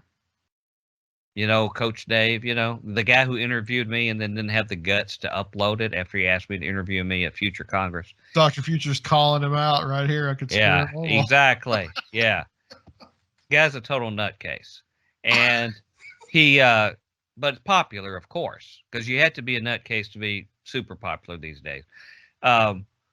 He was talking about his own show about how he got Sherry Tenpenny, you know, Miss Anti-Vax, and she applied a lot of this stuff to Russ Dizdar, but he died the next day after she gave him all the stuff. Now, that's probably not fair to draw a correlation, but all these people are taking all this other witch doctor stuff. And the witch doctor stuff's fine with them, just not if it's like a personal physician would tell them. That's not what they want to have. They want to have witch doctor medicine, and, you know, Eye of Newt or something like that. Well, the whole thing with the vaccine is that I think a lot of them, especially in this evangelical crowd, look at it and think that it's going to change their DNA, that they're not going to, that's going to make them Nephilim, and they're not going to be saved anymore. I don't even know, to be honest. And there's the whole beast text thing. I mean, we were talking about this last night. But you know, the thing is, the Johnson and Johnson, the Johnson and Johnson vaccine doesn't have, you know, first of all, the RNA vaccines have nothing to do with interacting with your DNA at all. But the Johnson and Johnson vaccine is a conventional vaccine. Right. So they have an option if they have this irrational fear that built on their ignorance. Yeah. So that's not really the root. It's a cover.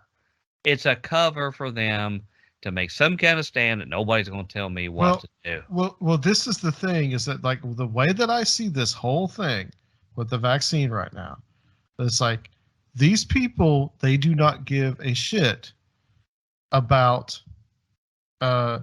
people's health or whatever. They don't care. What it is that the holistic health industry is $1 million industry, and the pharmaceutical companies are $1 billion industry, and they want to be, the holistic health people want to be $1 billion industry. They don't give a single you're right, frig about you. They want their money. Mm-hmm. And like this guy over here has said many times, it's like, everything has to always be noble. You know, they always have to pretend like it's noble. And it's not. They just want your money too. Right. That's all it is. So Right. all the criticism about the pharmaceutical industry, which in some ways is valid, the truth is that you know the other it's people. fine to hold them accountable. You know, if they want to knock the pharmaceutical industry and become the pharmaceutical industry, it's just all about greed and money. That's all it is. And envy driven. It's envy driven because they're getting a big piece of pie. Yeah, and I finally came to that understanding too, that with all of the rightful focus on big pharma, you've also got big detox or whatever you want to call it. You know, big alternative medicine that is not trivial. And, you know, that stuff is a windfall of profit. If you look at the profit of pharmaceuticals, I know it's obscene, you know, but at least they spend a ton of money in clinical trials that went on for many, many years, all of these other kind of stuff, you know, upfront money. And I'm not, you know, weeping for them or, you know, singing their blues for them. But like we were talking about last year, alternative medicine doesn't do any of that investment. They just throw it out there and name their price. Yeah. But look, we were talking about last year, Mike, when we talked about hydroxychloroquine. Hydroxychloroquine is the pharmaceutical. It's just another part of the pharmaceutical industry. Right. You know, it's not. It's all who recommended it. Yeah. That's what it is. It's all who recommended it that suddenly it's okay, you know, for that. But what I was going to say about Marcus Lamb, the day that I believe I found out that he had died, they're doing it appears to be a new show on Daystar with his wife, and all of a sudden his son was on there. And her response was, now it could be slightly pre-recorded before, but it was either on the day of his death or day 2 before.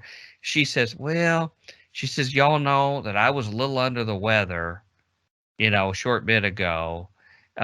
She had COVID. And she says, and then Marcus got what I had. So he's feeling a little under weather right now. So y'all just say a prayer for him. This is why he's evidently been on a ventilator or been in ICU for some time. And that's outright misleading, deceiving the public. Not that that's a major revelation to you or your audience that these religious leaders would deceive somebody, but it's so blatant. It's just so blatant. And the audience doesn't ask questions like, well, I've been had. You know, you've been saying all this stuff and I took you at your word and you have misled me on all this. And that's the thing. There's no accountability. No. And that's going to bring me segue to my next thing that I wanted to share with you and talk about just saying things and not, I'm going to share this on the screen here. Okay. So can you see my screen? No. All right. Well, hopefully you can hear this. We can edit this part out. Can you hear this? After Derek and I got married. Yeah. One night. After Derek. All right. So I wanted to talk a little bit about Skywatch, Mike. Okay. Are you going to play the rest of that? Yeah, I'll play it. Yeah. Okay. So a little bit about Skywatch, and this is something that apparently got pretty viral, right, on social media not too long ago. I saw it on Newsweek. Yeah. So it really belongs on the Weekly World News, but right. Here's Sharon Gilbert on the Jim Baker Show. You guys are just going to have to just hear it to believe it, okay? After Derek and I got married, one night, this other Derek appears in our bed. The real Derek is lying down next to me. Other Derek sits right up out of him. It startled me. I knew that was not Derek. And so I asked this critter, who are you? Because he clearly wanted to have sexual relations. And he said, come on, I'm your husband. I said, who are you? And he had the nerve to claim to be Ahasuerus, Xerxes. Well, other Derek seriously wanted to invite me to use my free will to do something that was going to pull me away from God. So this last time, I knew he was really desperate. And I asked him again, who are you? He told me the same answer. And I said, I'm not going with you. This was an internal dialogue. Finally, I said, I've had enough in my mind. I reached up. I grabbed his face. And I said, you are a liar. And Jesus is real. And I pulled that face off. And beneath it was a reptile. And he had little creatures with him this time. He brought these little halfling creatures, and they looked like, I don't know, gargoyles.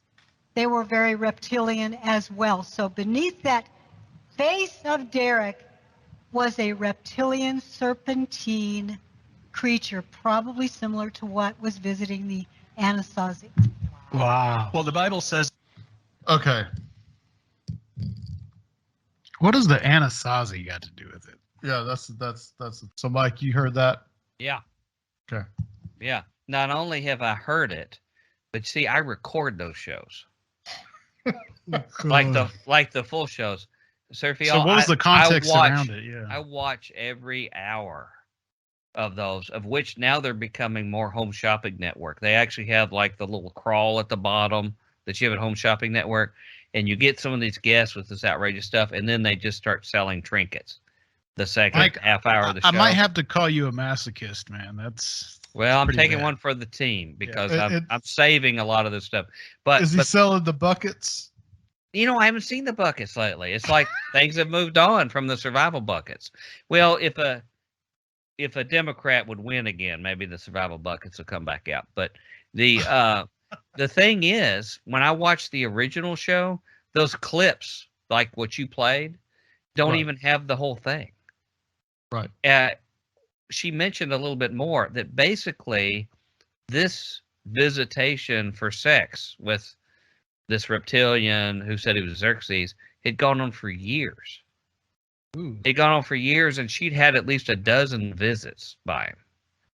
And she also said, if I remember correctly, was that it started right after they started Peering into Darkness Radio, which ironically, that show started about 3 weeks before Futurequake did, back in the spring of 2005. Mm-hmm. And so, I mean, you've been on that show. Yeah, you've been on that show. Yeah, actually, it was a long time before I ever ended up on that show, and it was many years before they were on ours. But some people, I think, thought we were twin shows because we have some overlap of guests and stuff like that. Now, they wouldn't have some of the political guests I had, but theirs was more exclusively weirdness.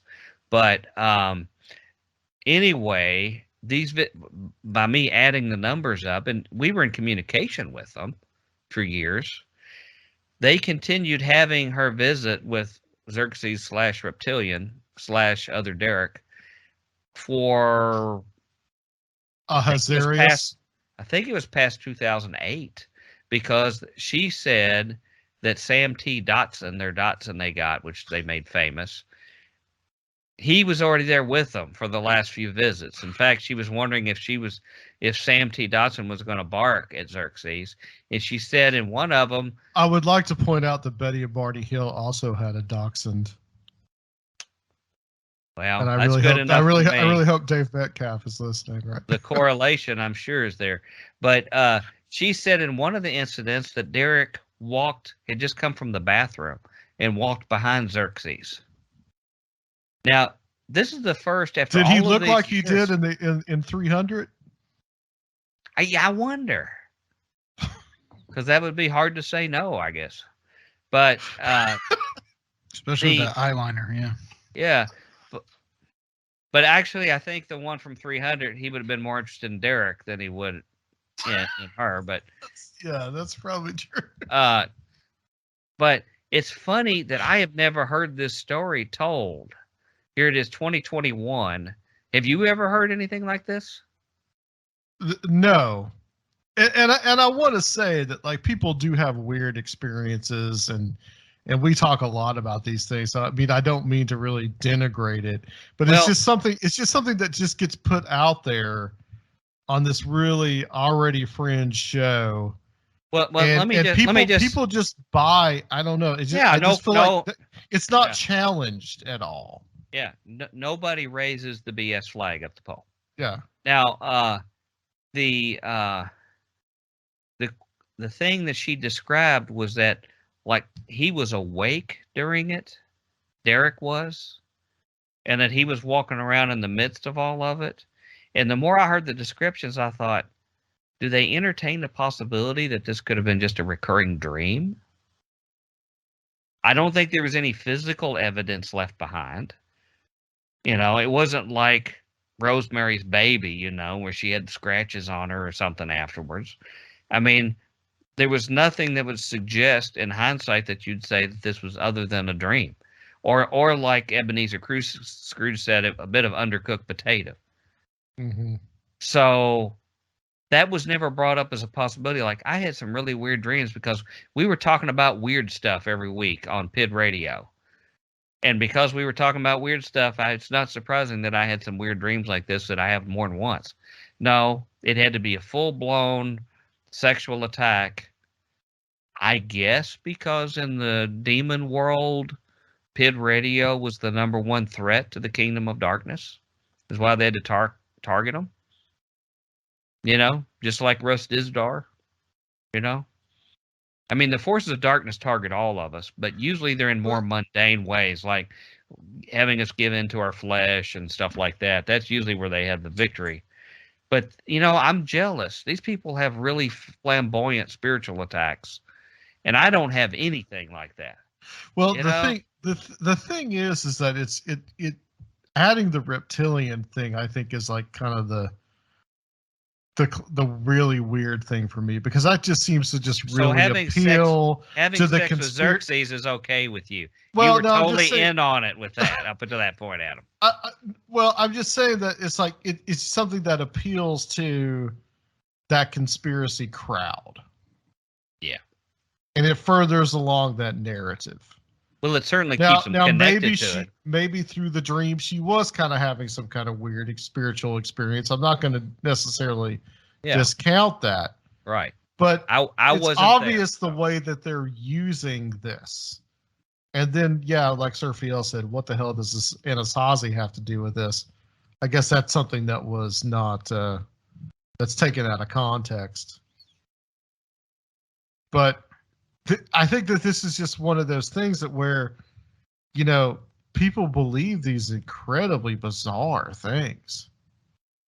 And they can just say this stuff and people will just see it as just absolutely and completely normal.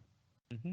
And when you think about someone like the guy that last year blew up part of downtown Nashville. Right. And he was apparently into the reptilians stuff. You know, people are going to take this stuff seriously. Yeah.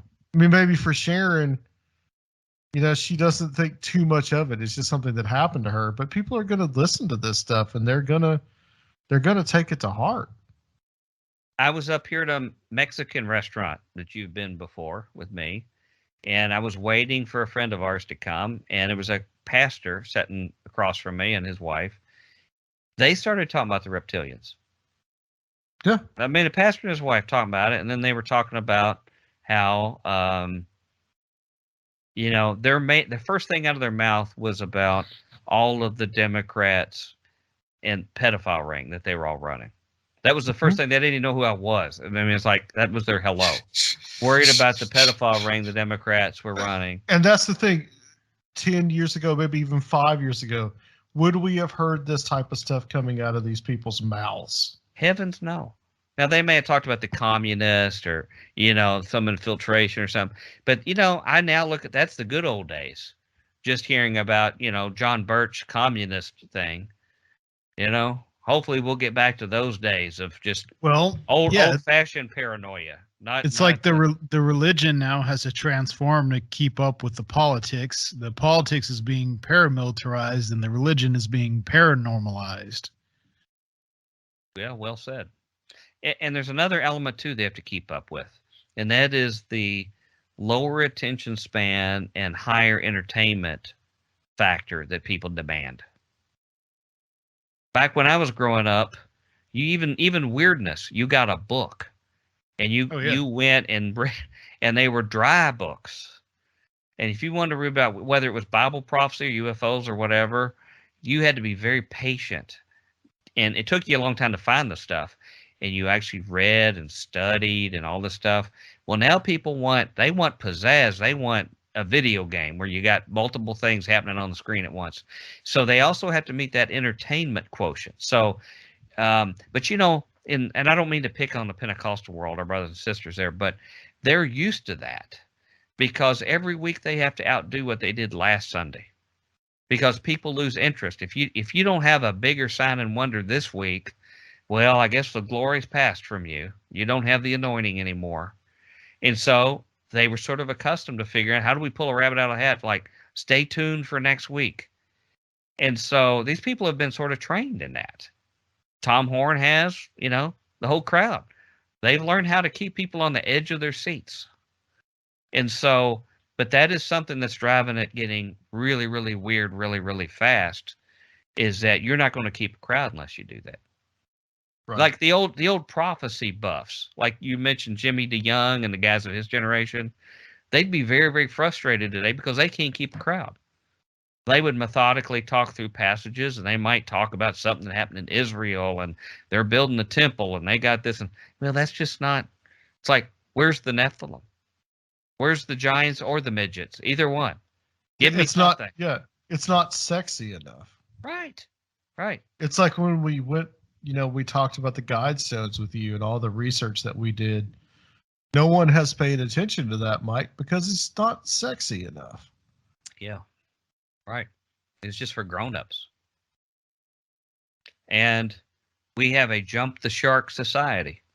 We got to get Fonzie jumping over shark on water skis in his jacket. Yeah. But next week he'll jump 3 sharks and a dinosaur.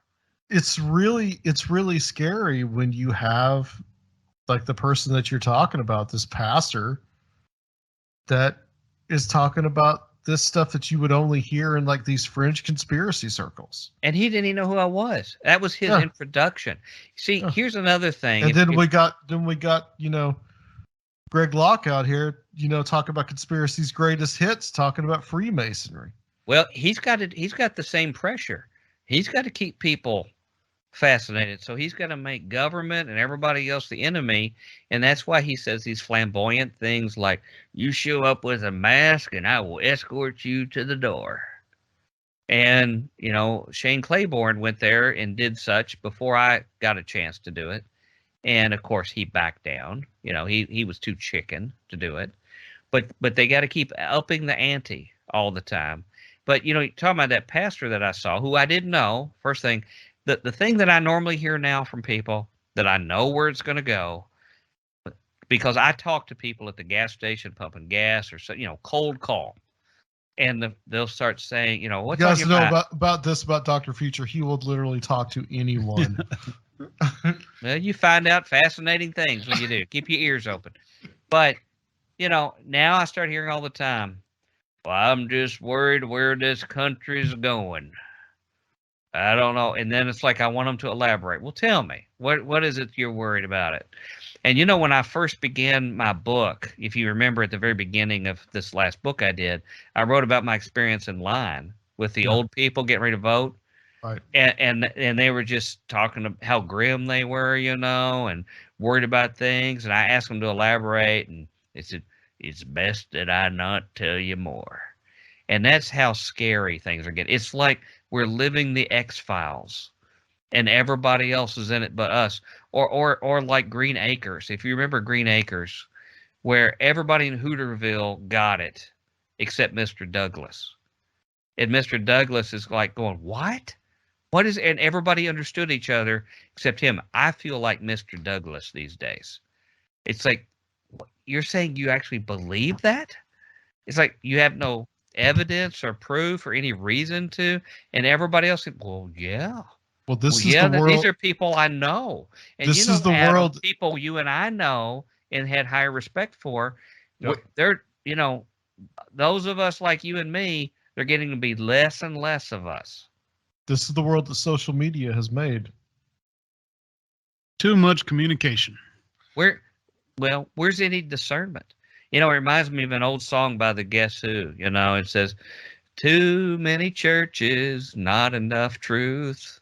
You know, and that's the thing, is they've sort of outdone themselves. On we've got all these edifices for stuff, but we don't have valued content.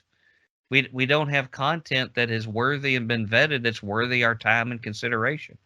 But when I talked to that couple I was telling you about, just in the few minutes before our friend Mark arrived, when he said something about all of the pedophiles, Democrats, I said, well, where are they congregating? He says, well, under the pizza parlor. And his wife, pastor's wife, said, yeah. She said, I've done my research on it. That's where they're meeting.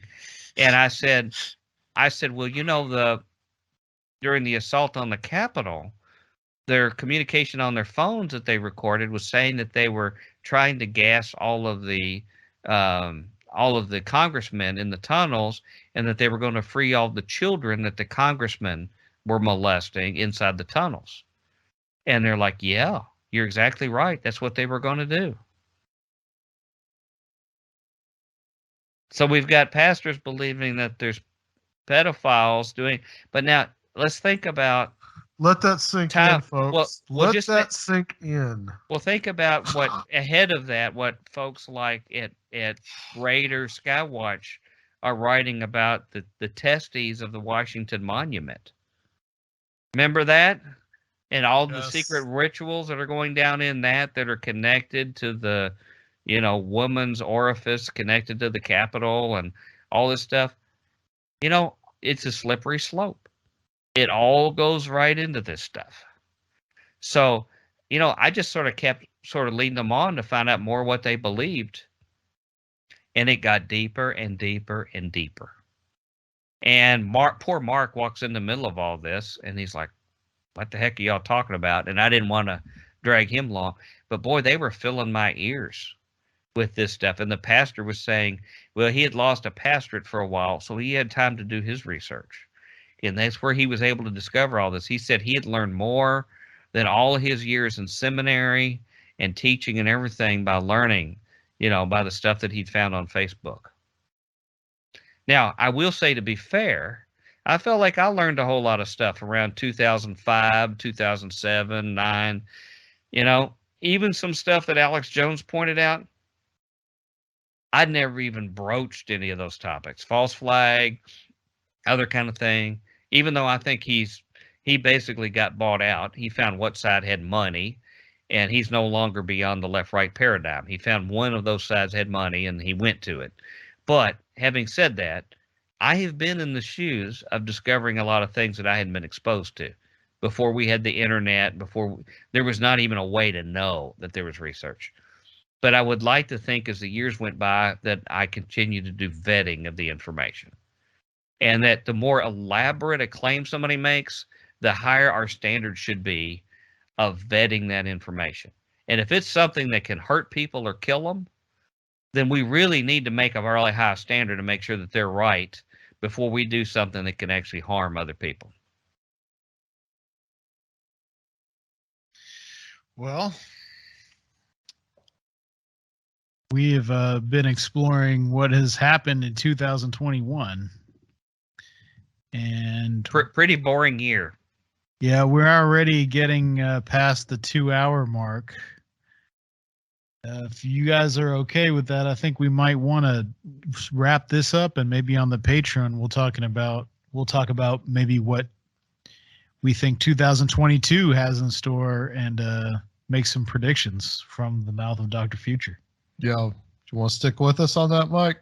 Yeah. Okay. We can go for it. Cool.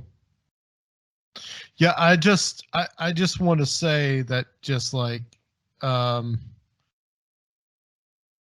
it is really, getting scarier and scarier out there.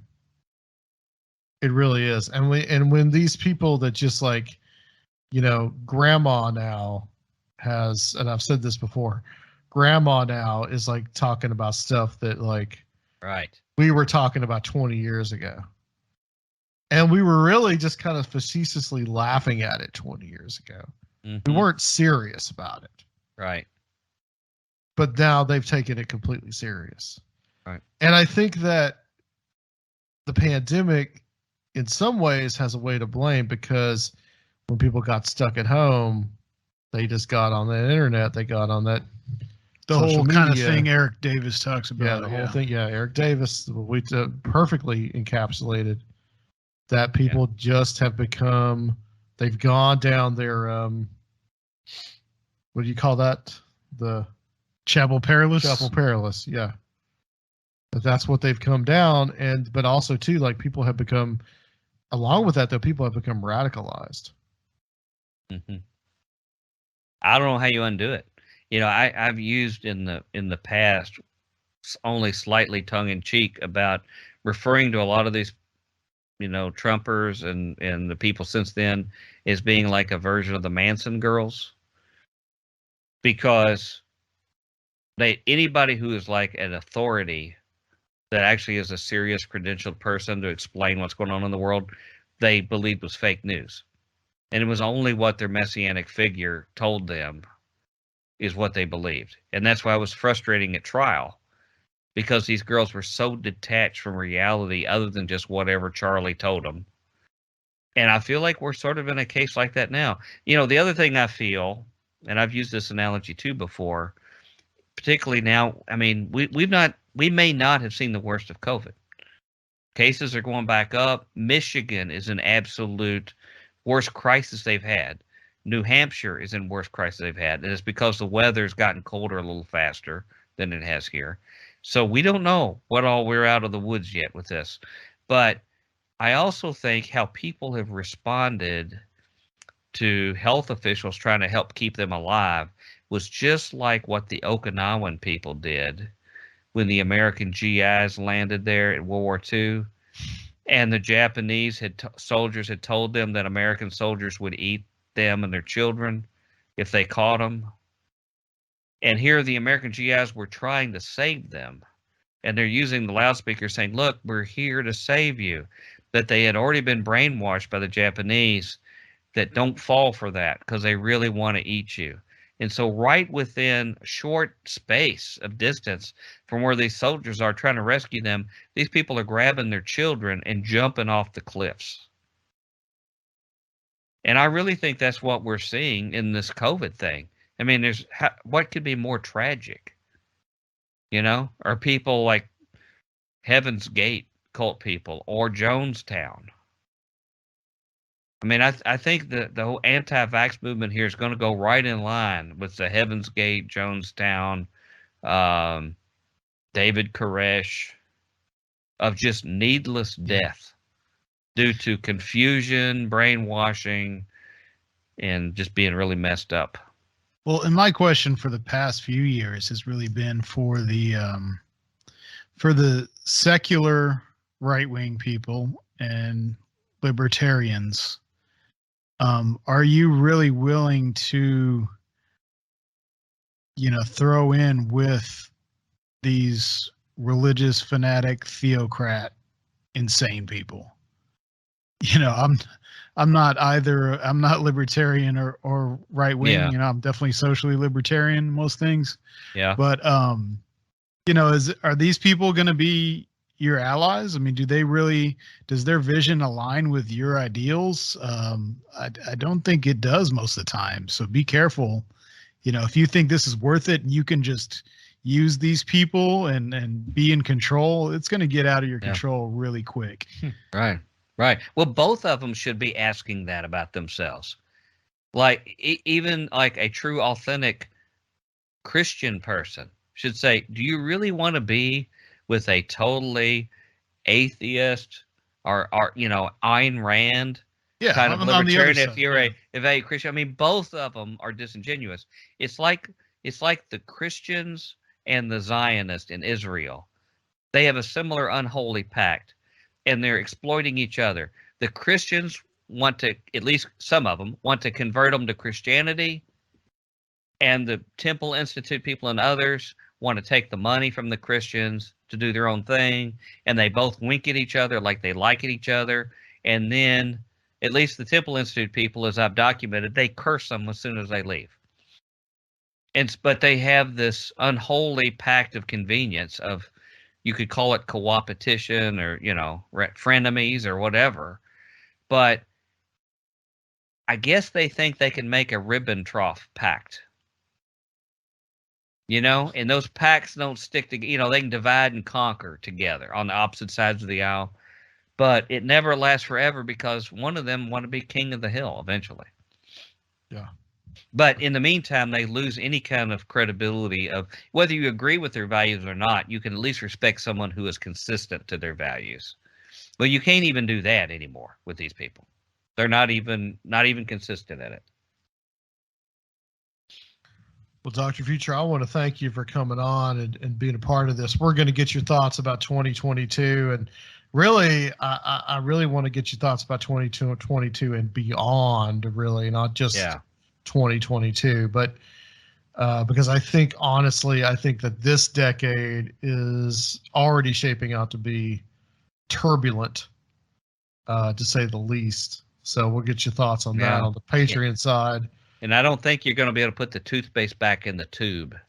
No, I definitely don't. We're just not going to go back to the good old days. It's one of those, it's like a cage match. Only one person leaves.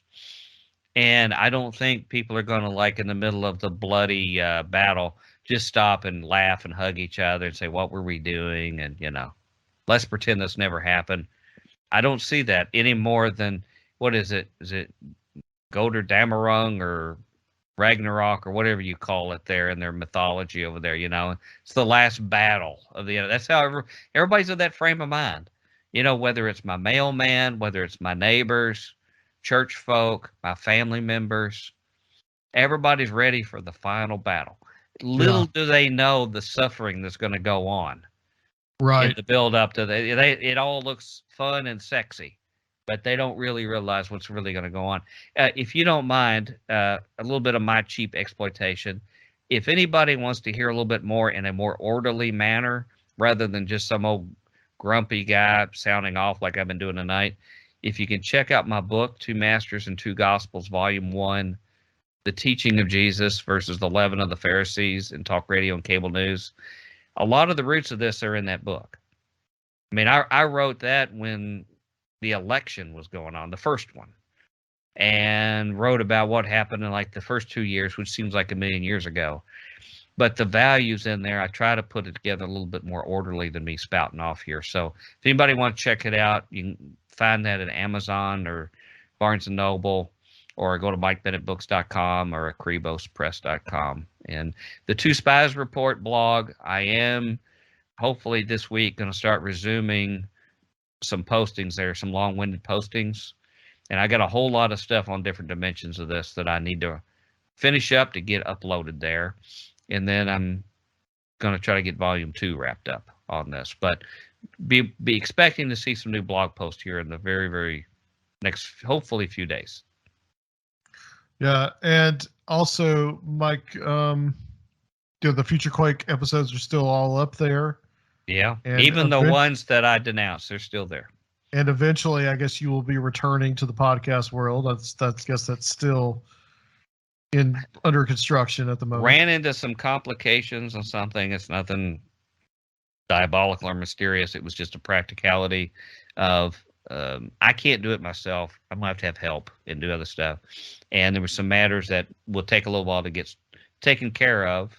It's just a very practical issue. It's buying me some time to try to get these other books out. So maybe right when we get in hot and heavy with the new election. I mean, summer of 2023 is when they're going to start the Republican debates and the Democrat ones. And that's when they start spending all this money that they've been accumulating. So just think what they're going to be saying then. It will probably make Marjorie Taylor Greene clutch her pearls when she hears some of this stuff. All right, Mike. Thank you so much, guys. This has been it's been an awesome year. This pretty much is it for Conspirinormal 2021. However, we will be doing our annual year in review show at the end of this month, and we'll let you know some of the things that we have, review our episodes that we've had all throughout the year, and also what we're going to be doing in 2022. We've got some exciting announcements that we're going to make, so stay tuned for that coming up in a couple of weeks. But Serfiel can tell you guys where, if you want to help support our show, and we are going to be doing a little extra segment with Mike about what he thinks about is coming up in 2022 and beyond. You can find it on our Patreon, and Serfiel can tell you where to go to find that. You can find that at patreon.com/conspirinormal. We have a new episode up every week with additional material that you won't find on the normal podcast feed. That is for our members of the International Association of Conspirinormalists and up. At the $10 level, you get to join our Mystic Crew, where we have a monthly hangout that'll also get you entrance into our Strange Realities monthly speaker engagement that we are going to have very soon. Probably the first one probably be in February, but we'll have some other stuff for the Mystic Crew to do. The Mystic Crew will have special honors at all those events, of course, and for $20 and up, you get to join the Ancient Circle of Strange Realities and get an exclusive t-shirt and a special experience at the Strange Realities Conference every year. We look forward to that next year, but we're going to have this little kind of mini Strange Realities every month with that monthly speaker engagement. So check that out at patreon.com/conspirinormal. All right, guys. Hey, Serfiel, can I ask you, do you have any survival food that they get as part of that as well? Yeah, that's coming. We got someone working in the kitchen right now. Broccoli and cheese. Well, if you don't have any gas mask, I just noticed Skywatch TV still has gas masks there. So if anybody needs them. I was just at the Army Army surplus store today, actually. So. Well, just a suggestion. All right, guys. I want to thank Dr. Future, Serfiel, and you guys. We'll see you in a couple of weeks to close out 2021 for our year in review on Conspirinormal.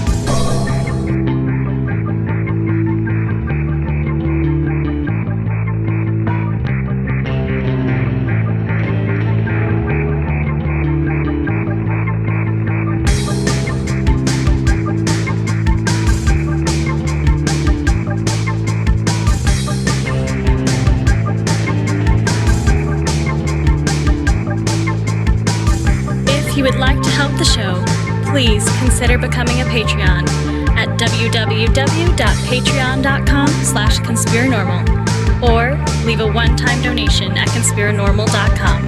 And please check out our YouTube channel, Conspirinormal Podcast.